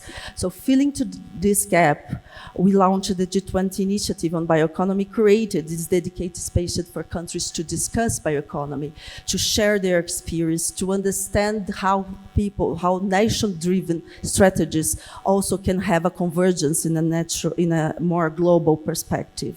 And these initiatives that we discussed along these 9 months will focus on 3 parts of bioeconomy, which are all interlinked for us. Science, technology, and innovation, which is the drive, as you all know, of this bioeconomy. Brazil introduced one topic that's very important for us, which is the sustainable use of biodiversity as an integral piece of how we think about bioeconomy, not only thinking about products, but also the services and the process and how we depend on biodiversity for our economic and productive systems, and the role of bioeconomy within sustainable development, and especially within the delivering our SDGs commitments. Over the course of these 9 months, G20 initiative provided an enriched environment for the exchanging of experiences between countries, addressing key areas from bioenergy, biotechnology, agriculture, and food systems, including also a deep dive into the forest economies and the strategic use of biodiversity, bringing to light aspects of the knowledge bioeconomy connected to the use of genetic resources and the relevance of the dialogue between traditional knowledge and contemporary science. We see these two as two sciences, traditional knowledge and the science that we know more mainstreaming. And that was very important to also address some cross-cutting issues that are part of how we think about bioeconomy, including the measures of finance, indicators, the importance of international cooperation to foster these technology shares, transfer, and enriching how countries are dealing with their own perspectives, the circular economy, and the articulation between biotechnology, bioindustrialization, and biosafety, among other essential areas. The debate from different perspectives and realities encouraged the construction of a balanced and comprehensive vision of bioeconomy that relate all these topics to very specific countries. We could see that from different perspectives, for more biodiversity, mega-diverse country, for those who are focusing on decarbonization, there was very concrete cost-cutting lines. And there were the results of this G20 initiative focused on delivering the high-level principles, 10 high-level principles, which are, although they are non-binding, they have provided national and guiding policy and establishing sustainable standards and criteria that can be applied inclusively and comprehensively, helping to shape advancements in the development of bioeconomy. We also wanted to see the results of this, of course, and I would just bring one of the outcomes that this legacy has delivered now, actually is delivering today, as we are part of our team, Brazilian team is in Washington under the mobilization against climate change. And there, one of the outcomes of that initiative on G20 was building country platforms to foster investments across countries, especially on the private sector. And we are presenting today the Brazilian platform, the Brazilian country platform, which encompasses nature-based solutions in bioeconomy as one of the axes for investments on achieving climate change. And I think this is kind of the connections that jointly with decarbonization, energy transition, and bioindustrialization are pieces of putting all together into integral view. In our platform, we talk about not only solutions based in general, but actually on the topics of restoration of ecosystems, both productivity and ecologically. And we also tackle the investments on genetic resources use and traditional knowledge as piece of the more broader view of bioeconomy. This is just one example of actions that we wanted to see coming out of G20 discussion and of the many solutions that we need to flourish to expand investment in finance, trade, and international cooperation to further advance bioeconomy. And that is also why we welcome the feedback from many international cooperation agencies and multilateral forums that have described it, we will engage and adopt these guiding principles in the policies and financial flows. This is fundamental for bioeconomy to spread and that we have policy coherence between what we are designing in one side and how the investments and flows will consistently support it. And we also support and congratulate the next presidency of G20, which is South Africa, who decided to continue this initiative on diving deep into the debate on the next year. And it is essential that we engage with the advancing bioeconomy with an integrated fashion, bringing together science, technology, job creation, and efforts across decarbonization to fight climate change, and also the sustainable use of nature in a new cycle of prosperity. Well, my dear colleagues, I will focus a little bit now on the topic of the nexus between bioeconomy and biodiversity, which for us has been a new generation into confirming that bioeconomy will become a model for us on the transition to a more sustainable economy. Bioeconomy for us emphasizes biodiversity, not only biodiversity in general, but all the actions that comes along with it, conservation, the sustainable use of its resource, and the fair and equitable share of benefits arising from the use of these resources, and the traditional knowledge that has for centuries generated this biodiversity, that has actually protected it for us, and also which is a source of the knowledge that we would need in the future if we want a transition to a better economy to show. The food systems that we see today, the discussion of transition will rely on the genetic resources that we have, and we rely on the capacity for us to use it more consistently with the provision of ecosystem services, so we have a better production system, more resilient and adapted to the new reality of climate change, but also reconstituting our ecosystem services. Bioeconomy centered on the sustainable use of biodiversity and bioindustrialization has the potential to be the key strategy for transforming development models in Latin America and the Caribbean. This is all known. But however, it is no longer an agenda that should be limited to megadiverse countries.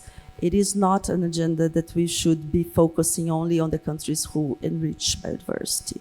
It is an agenda for all the countries, as we are all dependent on the biodiversity and the natural services that comes along with. The World Economic Forum in 2020, so 4 years ago, had already established that the dependency on our GDP on nature and ecosystem services represent more than 44 trillion in economic value in dollars. The same report points out that the largest economies bear the greatest absolute GDPs in sectors dependent on nature, including the most important economies in China, European Union, and the United States. This means that even regions with relatively low share of their economies highly exposed to nature loss may hold substantial portion of the global exposure and therefore cannot be afforded complacent. For instance, in the pharmaceutical sector, as we heard here before, 50% of the available drugs on the market have their active ingredient originating from natural substances. These substances are directly based on active ingredients from biodiversity, molecules produced by plants, fungi, bacteria, and organisms. So, if health is something that we want to advance as a bioeconomy, we have to understand that we are all entitled to it. The recent signing in May of this year of the Treaty on Intellectual Property, Genetic Resources and Traditional Knowledge in the World Intellectual Property Organization, the WIPO, after 25 years of negotiations, also marked progress in this matter. The treaty establishes a new international legal requirement for patent applicants whose inventions are based on genetic resources and associated traditional knowledge. It needs to disclose and reveal the countries of origin, the original source, and which indigenous peoples and local communities provide the traditional knowledge used in that research. That's a huge advancement on ensuring that protecting the biodiversity all recognize the roles of local communities and indigenous communities in protecting and providing us knowledge that will secure our future. This serves as a tool to help promote science and innovation in biodiversity-rich countries and include traditional communities in the share of economic benefits derived from patents and the use of traditional knowledge and customs. Human economic activities are reliant on biodiversity and ecosystem service. Then, that being so, ensuring ecological balance and biodiversity conservation is not only a strategy of success, but more than that, it is essential for survival. Given that reality, we would like to also draw attention to the need to engage in the debate that is happening at the same time of our gathering here today. We are all here in Kenya, but since Monday, actually, I'm lost in time. Since Monday, we opened the sessions on the Convention of Biological Diversity, the CDB, the COP16. We all hear about COP 28, 29, 30, but this is a very important COP, especially for bioeconomy. And at the same time, we are here discussing that, and I wanted to emphasize the linkage that we have to pursue with the results on the COP, especially the coming Montreal framework, which gives us attention to how the flows on reducing biodiversity loss and ensuring our ecosystem services we rely. We should be paying more attention into what is happening there, not only on under the Paris Agreement. And there's one very important agenda that I wanted to draw your attention to in terms of the CDB, which among of all the discussions is the discussion on digital sequencing information on the genetic resources. As the later presenter says, this is high technology, and the high technology that we will see on bioeconomy on the future. But this needs regulation and needs to ensure that the use of the DSI will comply with the rules, especially ensuring the rights of local communities and indigenous communities over the knowledge on that. And that is why we focus on this matter, because right now we are discussing a multilateral fund to ensure that DSI will be part of this future of bioeconomy, but also adherent to the ABS system, to the benefit sharing system. Even with the overlapping agendas, I invite you to all follow up on that, and I think that will be a very important experience for the next forums to rely on. It is impossible to discuss nature-driven bioeconomy without including the social actors who are directly involved in conserving and using this biodiversity. And this leads us to the concept that drives us all in the social bioeconomy. I don't like to give adjectives to bioeconomy. I think it's fundamental, it should be sustainable, it should be many things. But on the social side, I have been struggling and thinking that we sometimes need to make clear the dependence that we have on on local communities and indigenous communities. And so in Brazil and in many countries, especially in Latin America, we have placed the word social bioeconomy to identify all the parts of bioeconomy which connect to these groups who require more safeguards and strategic strategies to ensure that they have the rights on the communities, on the bioeconomy. Studies that show that many of these populations protect our 25% of our surface and 40% of our remaining natural landscapes. But yet, they are the least focused on these policies that we see.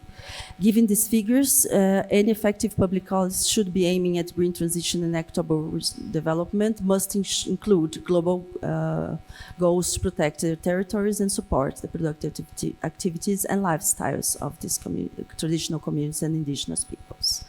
These are reflections, and I will end by here, that led Brazil to create its national bioeconomy strategy. Last June, we launched, President Lula launched on the Day of Environment, securing that bioeconomy in Brazil and and the environment are very intertwined.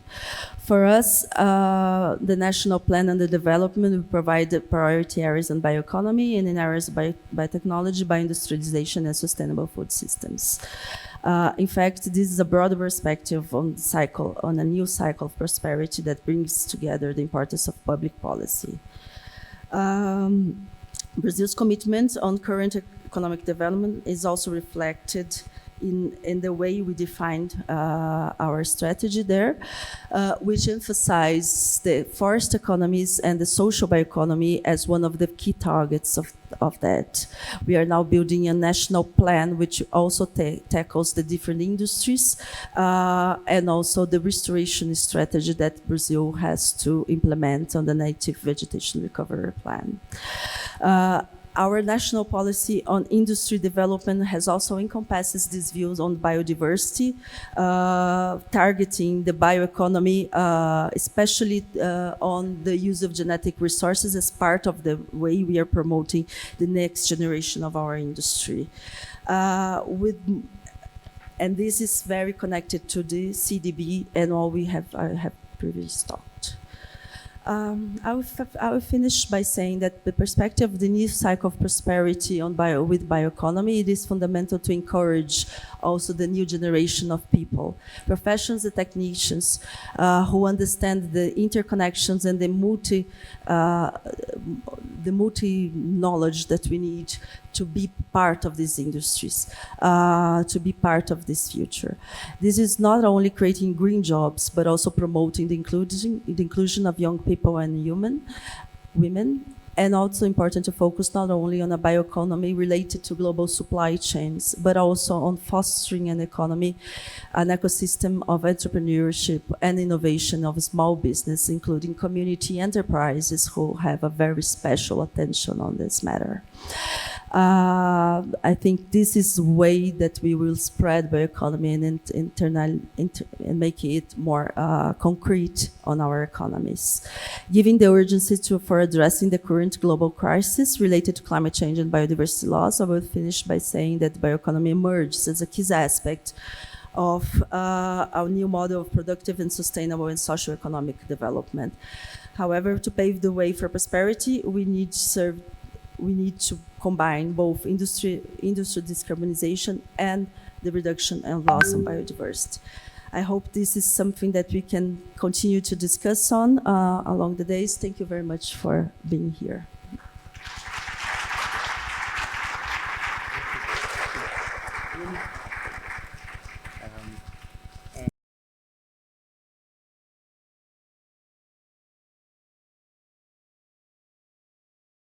Now, let me introduce and invite to the stage the next speakers in the panel. And I would do the introduction to the speaker. Please come up and take a seat.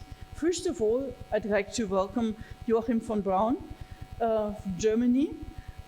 He's a Professor Emeritus at Center of Development Research, University of Bonn in Germany, also President of Pontifical Academy of Science of the Vatican, and one of the initiators of Global Bioeconomy Summits. Please welcome him.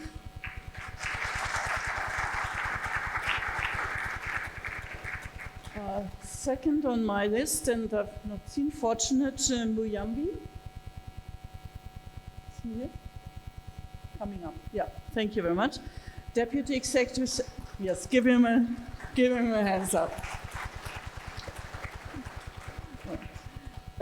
Fortunate Muyambi is the Deputy Executive Secretary of East African Science and Technology Commission. So next in row, and welcome on stage, please, Dr. Elspeth McRae. She's coach. Give her a hand for coming up. So helping her to climb the steps. She's a dear colleague and co-chair of the ICGB and also one of the persons who made this happen. And she's previously been senior executive of SION in New Zealand Research Institute. So next on stage, please, Pekka Pesonen. Again, thank you. Pekka is coming from Finland. He's permanent secretary of the Ministry of Agriculture and Forestry of Finland. And last but not at all least, our youth champion Anna De Gero, coming up there. She's right. Anna De Gero Kawaki is youth champion of the ACGB, one of those that also will present a communique later on tomorrow. She's currently working as a PhD candidate in chemical bioprocess engineering, University College of Dublin. So thank you very much for being there, and also go over to my.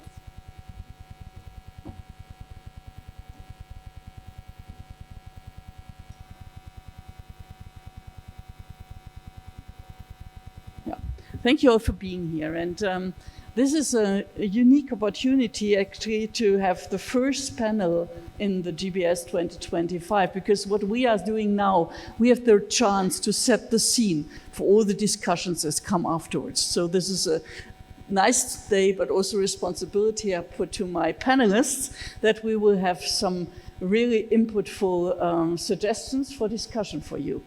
What I like first is to ask all of you, one after the other, to give a short statement on the central, well, I would say the central question, if we are talking about the status, how do you see progress and challenges towards the bioeconomy from your perspective? And I will go through here. And Elspeth, may I ask you to start with it?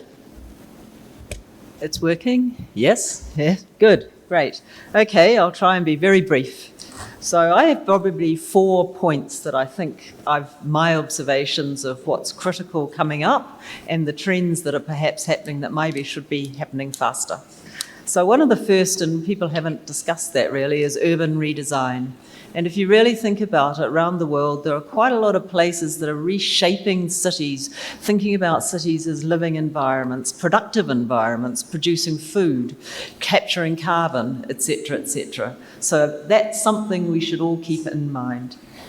I also think that the global references, and we've raised that several times so far, on measurement, but aligning everybody globally on measures that matter and how we do them, and all agreeing, because that's the only way we get consensus. One example is planetary boundaries work, which is coming through quite a bit, but there are others. Then the other thing that I think is probably a risk that's coming up, and it should be coming faster, is that the transformation of trade and supply chains. And this is really about global business and the people who currently make money. And this is about to change a lot if we bring in the bioeconomy in its true form. And for example, you can already see, or at least I can, and I'm sure quite a few of you can, the fossil industries who are currently predominant, who've had 100 to 150 years of development, are starting to fight back about what should dominate in the world. So I'm going to leave you with those thoughts. Thank you very much. Most interesting points for discussion for later on. Let me ask, Fortunate, please, Mikari, would you also give your view on what is it that is the progress and the challenges from your point of view? Thank you. Biodiversity losses now, and also increased food insecurity in the region is a global perspective that we need to tackle, and also looking at the enabling environment of bioeconomy policies and strategies in the region. As you can see in the whole world, we have only 2 regional bioeconomy strategies, one in Europe, another one in East Africa, and only one national policy of bioeconomy in South Africa, and currently now in Namibia.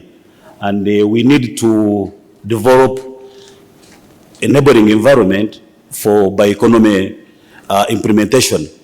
Without enabling environment in terms of policies and strategies which guide the implementation of bioeconomy initiatives, we are not be able to be guided.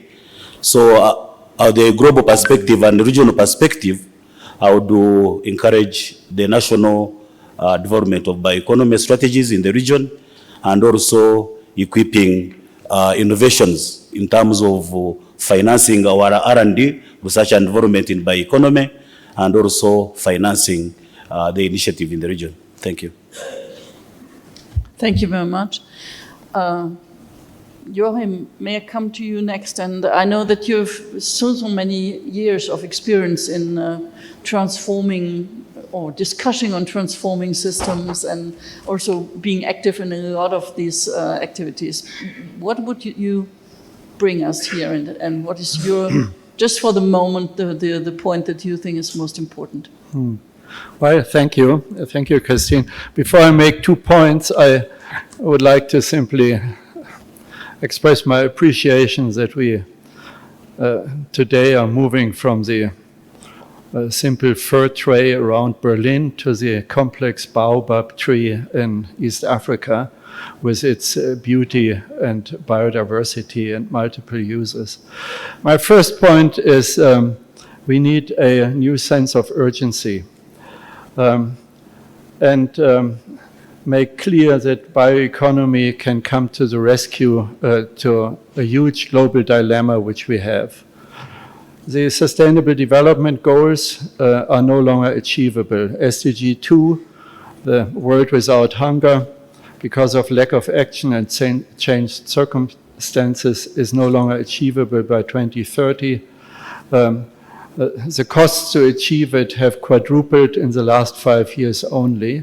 So we need to reboot the SDGs with a sense of integrating bioeconomy in them.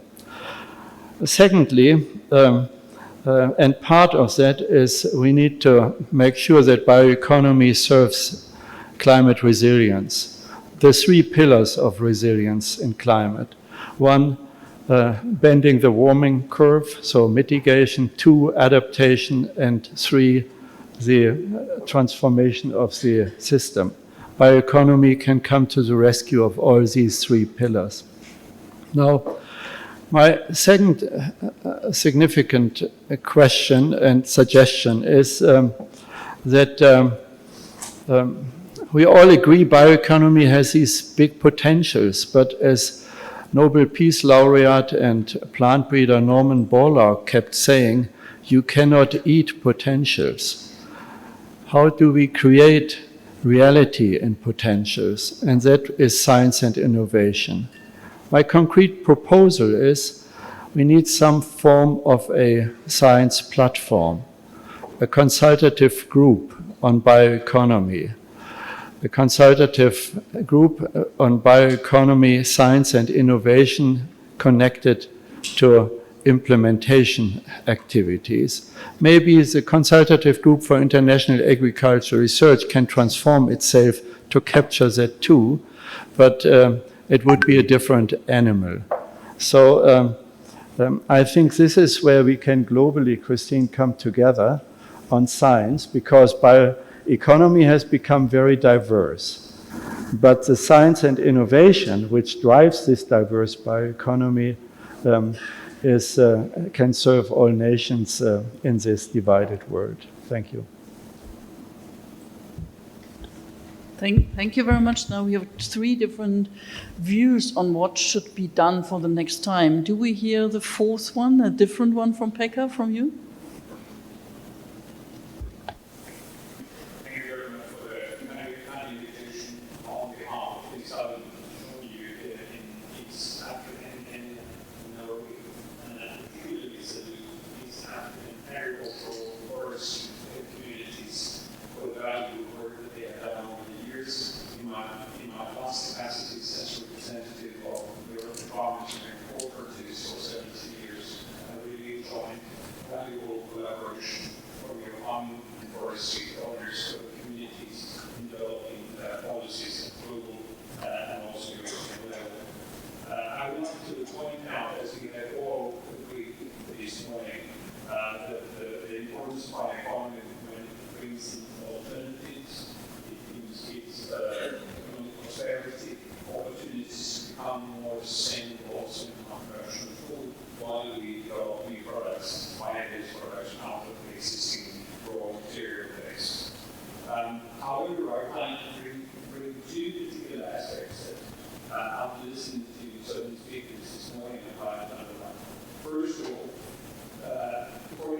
all saying, think locally, act locally. We would not be able to be successful if we did not mobilize our farm communities, local communities, join forces and efforts to make these ideas happen that we foster here today.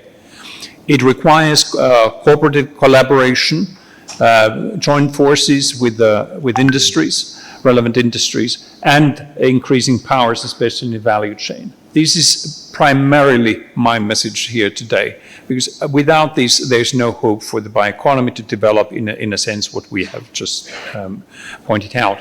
And the second, which has not been that much mentioned, but was very much present in its sense in the first opening performance of the youngsters that we had.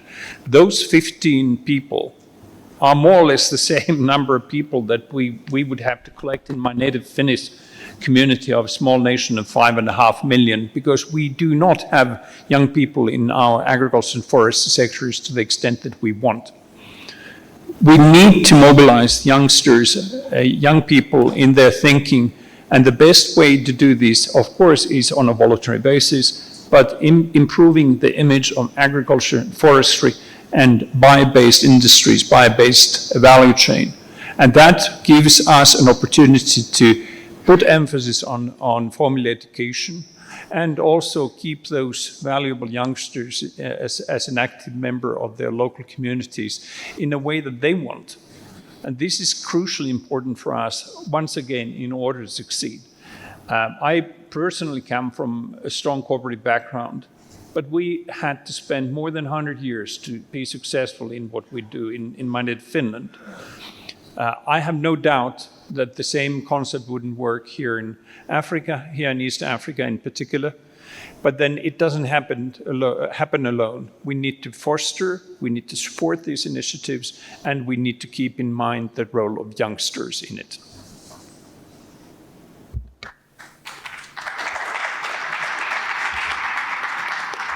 I think that touches a lot of what people are thinking. Thank you very much, Pekka, for this input.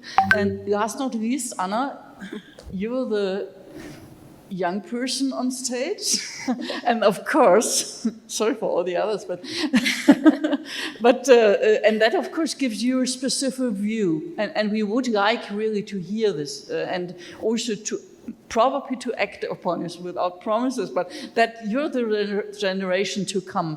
And I hope actually that you see other things are important. Maybe you see the same and it just continues, but probably you have another view on that from the youth perspective.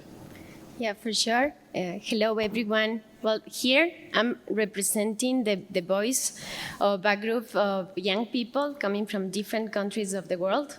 So we have come across different challenges, situations, realities. We are students, we're studying undergrad, postgraduate. We are scientists, also young professionals. Our age, we are from 18 to 35 years old. And we understand the challenges. Of course, we feel related to everything that we have said so far here. But we think that we can tackle three key challenges, especially one that we see that we are all facing is education, access to education. And also there's a huge skills gap that we see because we lack training. So a generation that is educated will change the world, and we feel that pressure because we always hear that, youth are the future, but yes, we are also the present. We are also here, and we need to get more access to education. And also to have the opportunity to have the job that we want, to have that training, to get access to that job. And we have a lot of innovation also. We want to apply science and technology. Many of us are biotechnologists. We are doing our PhDs and we have many ideas, but something that we have identified is that we lacked opportunities. We have not seen that connection, like a real connection between industry and academia. And also there's another topic really important that we have talked about is related to entrepreneurs. Like, we are creating new products, but we also need the support, the government support. We need infrastructure, because when you develop solutions that are science-based, you need more investment. And we are not forgetting about the social impact of our solutions, because we know that science could be really implemented in our society. We understand some of us come from different regions that are also lacking access to basic needs. So we are a very diverse group, but we understand about the power of collaboration. So something important that I want to address here is that we are a group working, the Youth Champions. We are not an organization. We are supported by the AICGB, but we really think that we can make things happening. And this is a huge event. It's a great opportunity to be sitting here next to these great panelists and have a voice. So that's it.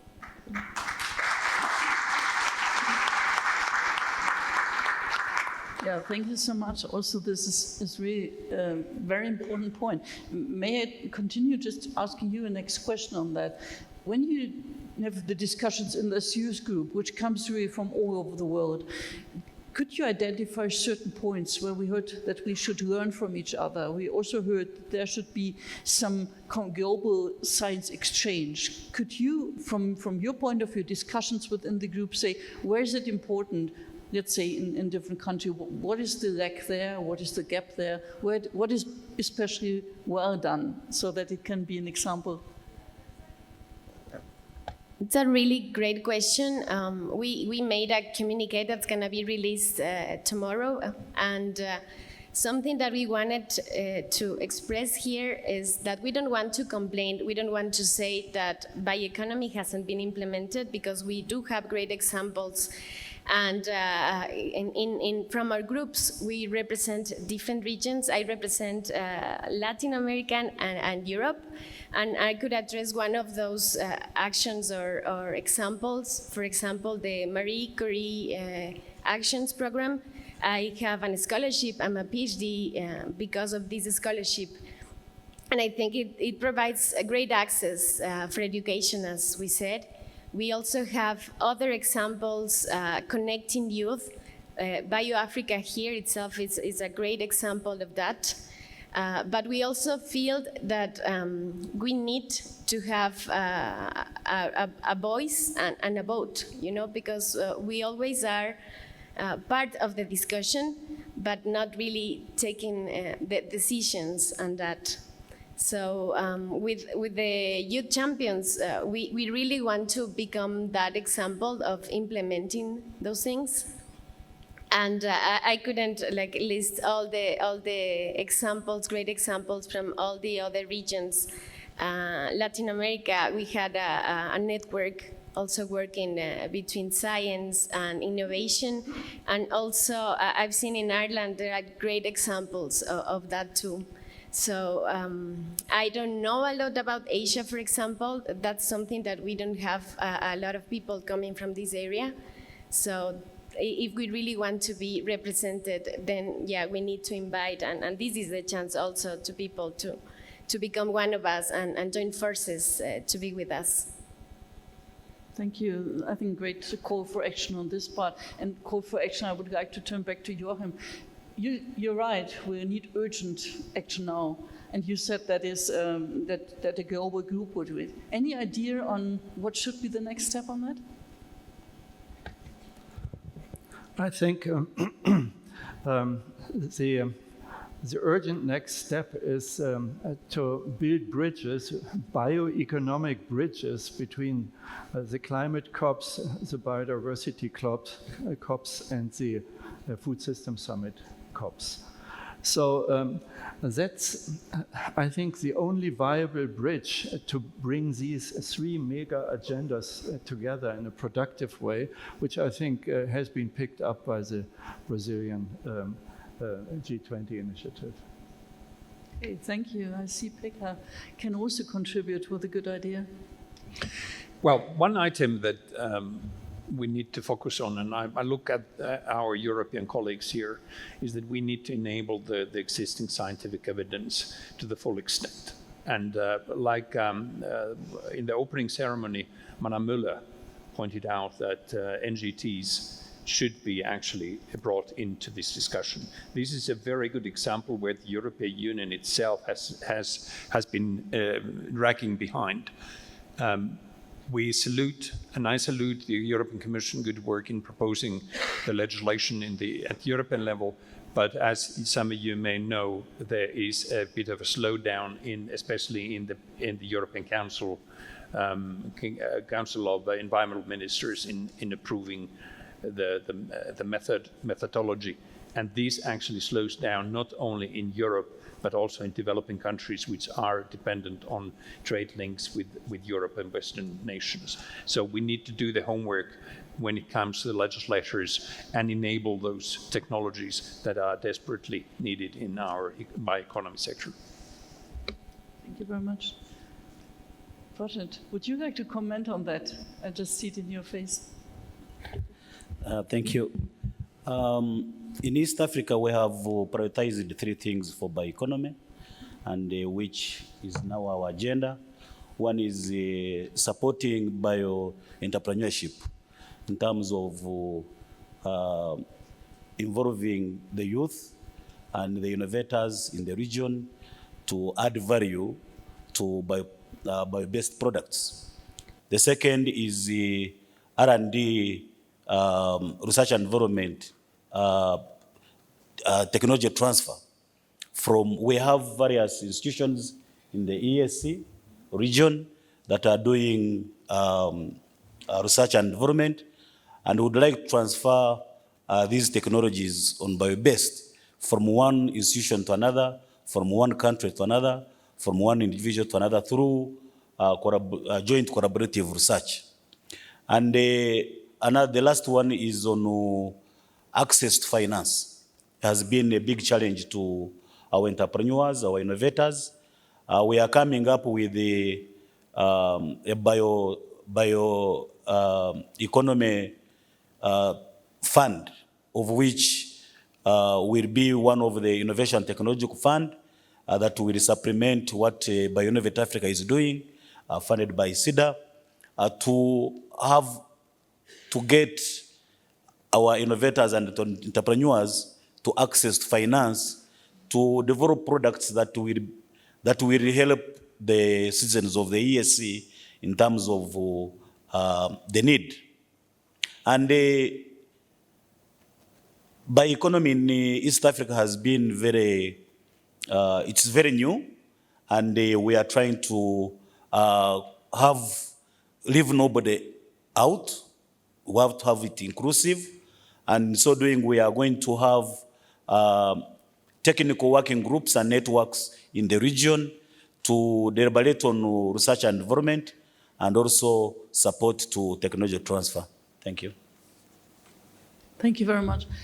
I would like Elspeth to just also comment. You mentioned measuring private sector is important. We hear that effort before financing is one of the most important things that might come up, and we have not enough found the way to get finance into bioeconomy sector. You have also the perspective from coming from New Zealand, and this is maybe a different view on the world of the bioeconomy as well. So I would like to hear your view on that. Okay, that's a big one. I think and I'm not sure if people really see it, but to really get the bioeconomy moving globally, it's huge change to today's world. It is, and it has to happen really fast now if we are really going to deal with climate change.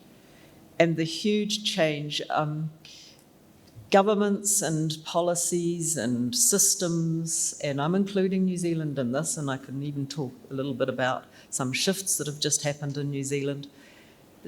They're invested in today, they're invested in what's happening now, and they don't go fast. And it's a youth comment. I mean, maybe we should actually change the people who should be in government. That's a very radical thought, but in terms of the age structure. But recently in New Zealand, we started moving into finally building a bioeconomy strategy. New Zealand's a country with a very small population and a really large land area, and the land area can do a lot of things. And at the moment, it's still very embedded in more traditional agriculture, forestry type thinking. Most of New Zealand's produce is exported, and it's sailing to the lowest common, the price keeps coming down and down, and the cheapest you can do, etc. But in actual fact, you could become a lot more self-sufficient. And I think Africa and Latin America have really got the opportunities to be a lot more self-sufficient, not doing the old supply chains, but making stuff for themselves, but in small scales and modular and local, and that really gets you to rural, but it gets you to urban as well, because the urban environment has to change. And it is in some places. I mean, in Japan, for example, Kashiwanoha is a development of a complete little city of 50,000 plus. And so you design differently. And I think that's really important, is the designing, thinking of the future. What's the design of how we're going to live, and what things we do, and what do you do locally, and how will you do it? So I don't know if I answered that, but I think change is coming, and it's coming fast, and we need to be with it, not behind it. Thank you very much. And that is a good word. I mean, change is coming fast, but are we prepared? And we have heard that social bioeconomies, like Maria Pimenta said, we have heard social impacts that are there. So my question would be, do we see that there's how we can transport bioeconomy from here to the total public, say? So are there any ideas on that? Or should be, I hope there are ideas, because that is absolutely necessary to do so. Fortunately, may I ask you to comment on that? How do you see it from your East African position? Thank you very much. So far, bringing bioeconomy to people, I will give some examples of the bioeconomy implementation in the ESC. One, we developed the regional bioeconomy strategy, of which we have popularized, and now it is being nationalized by the partner states. The second is we have also developed the status reports of bioeconomy in East Africa. We developed one for 2022, and tomorrow we are going to launch another one, 2024. This is a way to disseminate and create awareness to not only to researchers, but also to the local communities. We have also, together with the Stockholm Environmental Institute and the Bioinnovate Africa, we have serialized bioeconomy conferences for ESC. We held the third last year. We were supposed to hold another one this year, but because of this Global Economy Summit, we shall hold it in 2025. We have also supported development of national policies for Rwanda and Uganda partner states as a way of implementation of bioeconomy, and also creating knowledge and awareness for the people of East Africa. We also have, after EU, East African community has now a bioeconomy knowledge observatory portal, of where all the information collected from development of the status reports are being deposited, and we want also to serialize to make annual reports on bioeconomy in the region, to make sure that researchers, students, academia, and also research institutions, the ESC, to have access to, in order to bring bioeconomy from the region, from global regional to the national level. And then the last one is together with the Stockholm Environmental Institute and also by Innovate Africa, we have also serialized national policy dialogues. We have held one in Kenya, we held another one in Burundi. We are going to finish all the 8 countries in the ESC. This dialogue brings stakeholders, policymakers, and decision makers.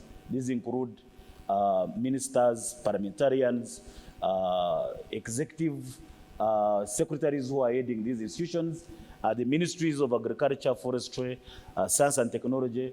They come together and the policy dialogue on bioeconomy implementation in the region. So that's the example I can give as of now. Thank you. Yeah, thank you very much. To come back to Germany and the German, Joachim, I remember that we, a few years ago, did a survey if bioeconomy is a name that is known, and it was quite disappointing in the public. Do you think it has changed, and what can we do about it? Well, bioeconomy is a mouthful. It's difficult to explain, but on the other hand, the bioeconomy trains have left the stations all over the world. So I think we should not worry anymore about grappling with definitional issues. Rather, I think we need to focus on scaling up. And I see that worldwide industry, bio-based industries are looking for startups and captures and acquisitions, a good trend. That's happening in the US, in Europe, in China. We've seen that just now. I think there are great opportunities for startup culture around the bioeconomy in Africa and in Latin America as well. It needs incentives. That's not big money. It needs regulatory and incentive environments to come to this scaling up. And that's where the opportunities of jobs and youth excitement is, to build the bioeconomies bottom up. The second one, I think, is we should really recognize the path-breaking change in science.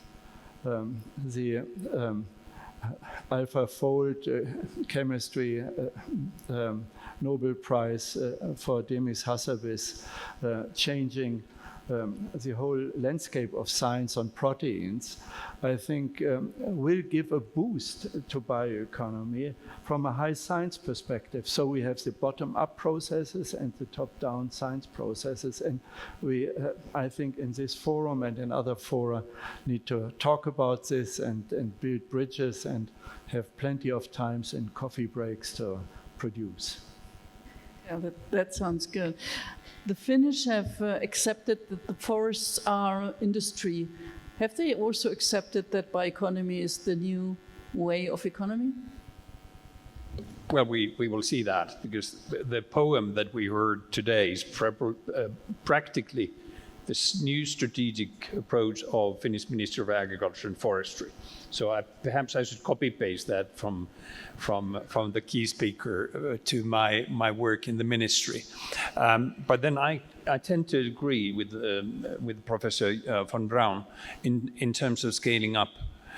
If we put our focus on promoting the concept of bioeconomy itself, we will waste our time. So we should be rather more practical. We should go for the nature-based solutions that actually already exist in the marketplace. And one of the key features in this respect, in our case, is actually building material and bringing in wood-based, bio-based materials to the market in a way that they perhaps haven't been there before. So it's like we need to take the challenge of the market-based economy to provide better alternatives to consumers. And at least our experience shows that when the consumers understand that this is actually based on biological processes and it's a natural product, they tend to agree. And so they automatically opt for those products that actually are more sustainable and more usable in their minds. And so I don't think we should spend our time to worry about bioeconomy concept, whether it's accepted or not. But let's see beyond that. Let's take a look into the practical solutions and trust on the market forces, how the consumers would act. I'm quite convinced of that.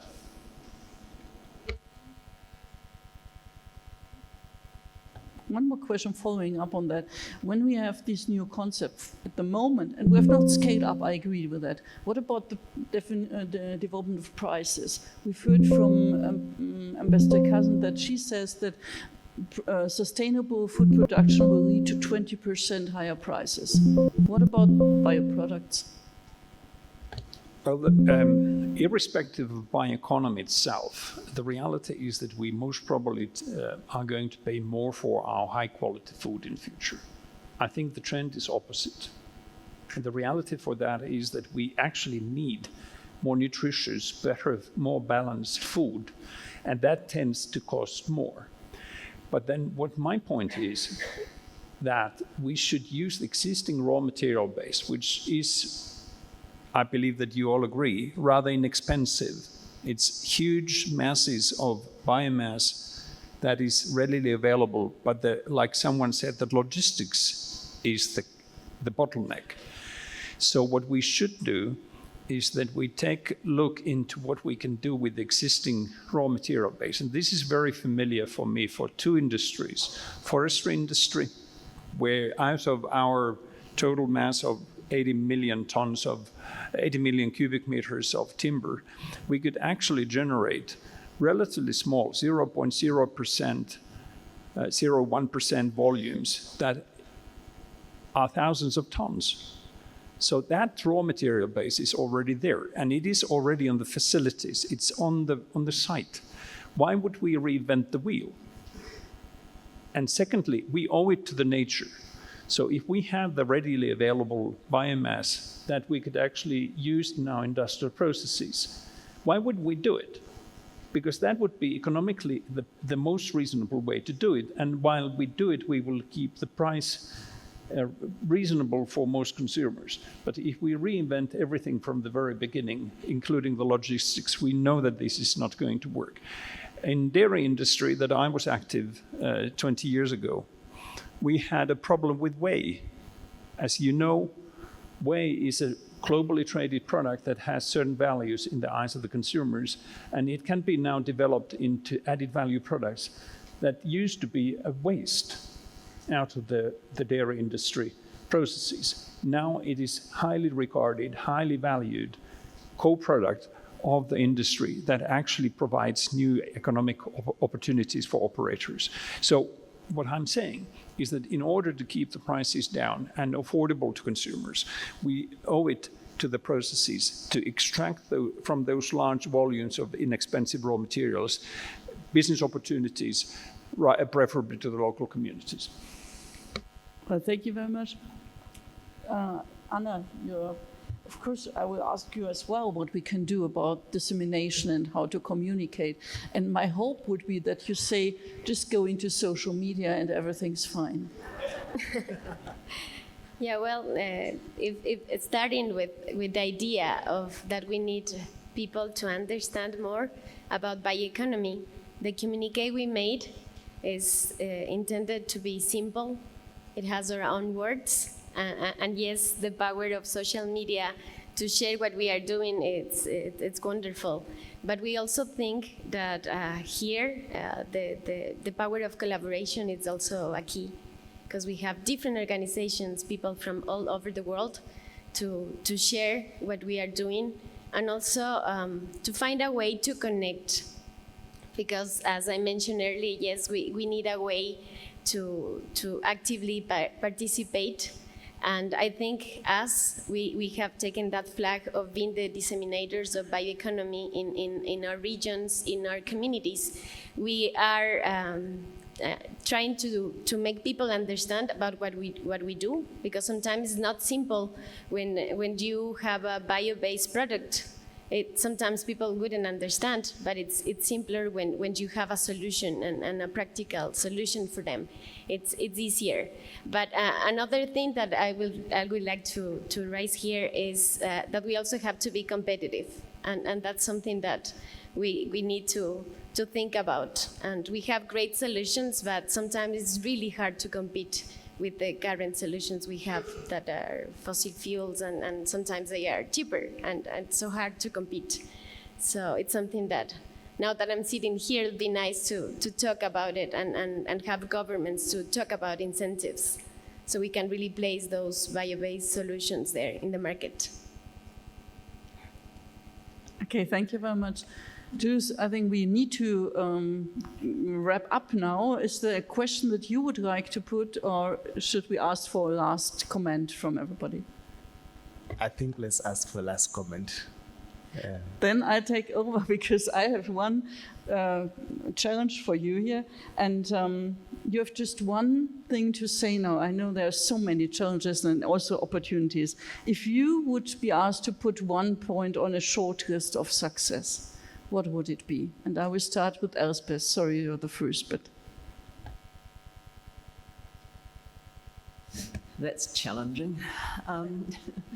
So probably to make a level playing field for the bio-based solutions that will come, which means a lot more local manufacture and usage rather than trade globally in a way. Thank you very much. Fortunate. One short list. Thank you.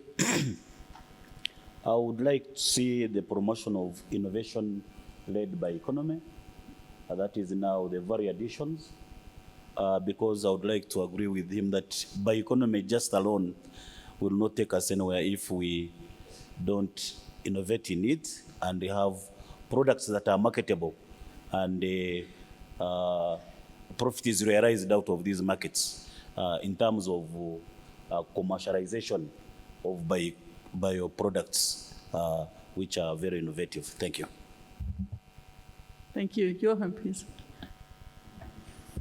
I would hope that the next Bioeconomy Summit is accompanied by the gathering of the Bioeconomy Science Platform, which we will have formed by then, which builds opportunities to connect bioeconomy relevant science worldwide. That can be virtual platform with some implementation capacity across the world. Thank you. Pekka? Well, somewhat differently. Since we talk about local initiatives and people that we need to mobilize, we should strengthen the thinking of productivity in it.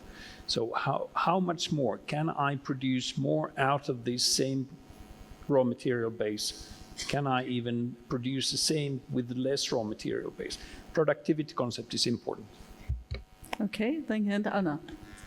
Yeah, I think that inclusive bioeconomy is something that I will add, because we didn't mention, but we have also all these youth, rural youth participating also. You also have that knowledge, community knowledge, indigenous knowledge. So I think that inclusion to have an active participation. Perfect. Thank you very much, and we are finished on time for this. Thank you, all the panelists. Right. And over to Joe. Yeah, but not so fast. I mean, they've been asking you all the questions. I think it's fair for me to ask them one more question each. What's your take out, Dr. Ishuru? I mean, you've been asking them all the questions. I know there are many things that have happened. This is the session that was bringing bioeconomy to the ground. In Kenya, we have a famous saying that things tend to be very different from the ground. So I've heard some of the panelists say, well, the products maybe are not competitive yet. What can be done to level the playing fields? And that's a very practical question, but that's just me. I don't know what stood out for you. Yeah, thank you, Joe. I think what I've had coming out, maybe I'll just outline a few, 3. One is what Professor Joachim has called bridging. What did he say? Building bridges.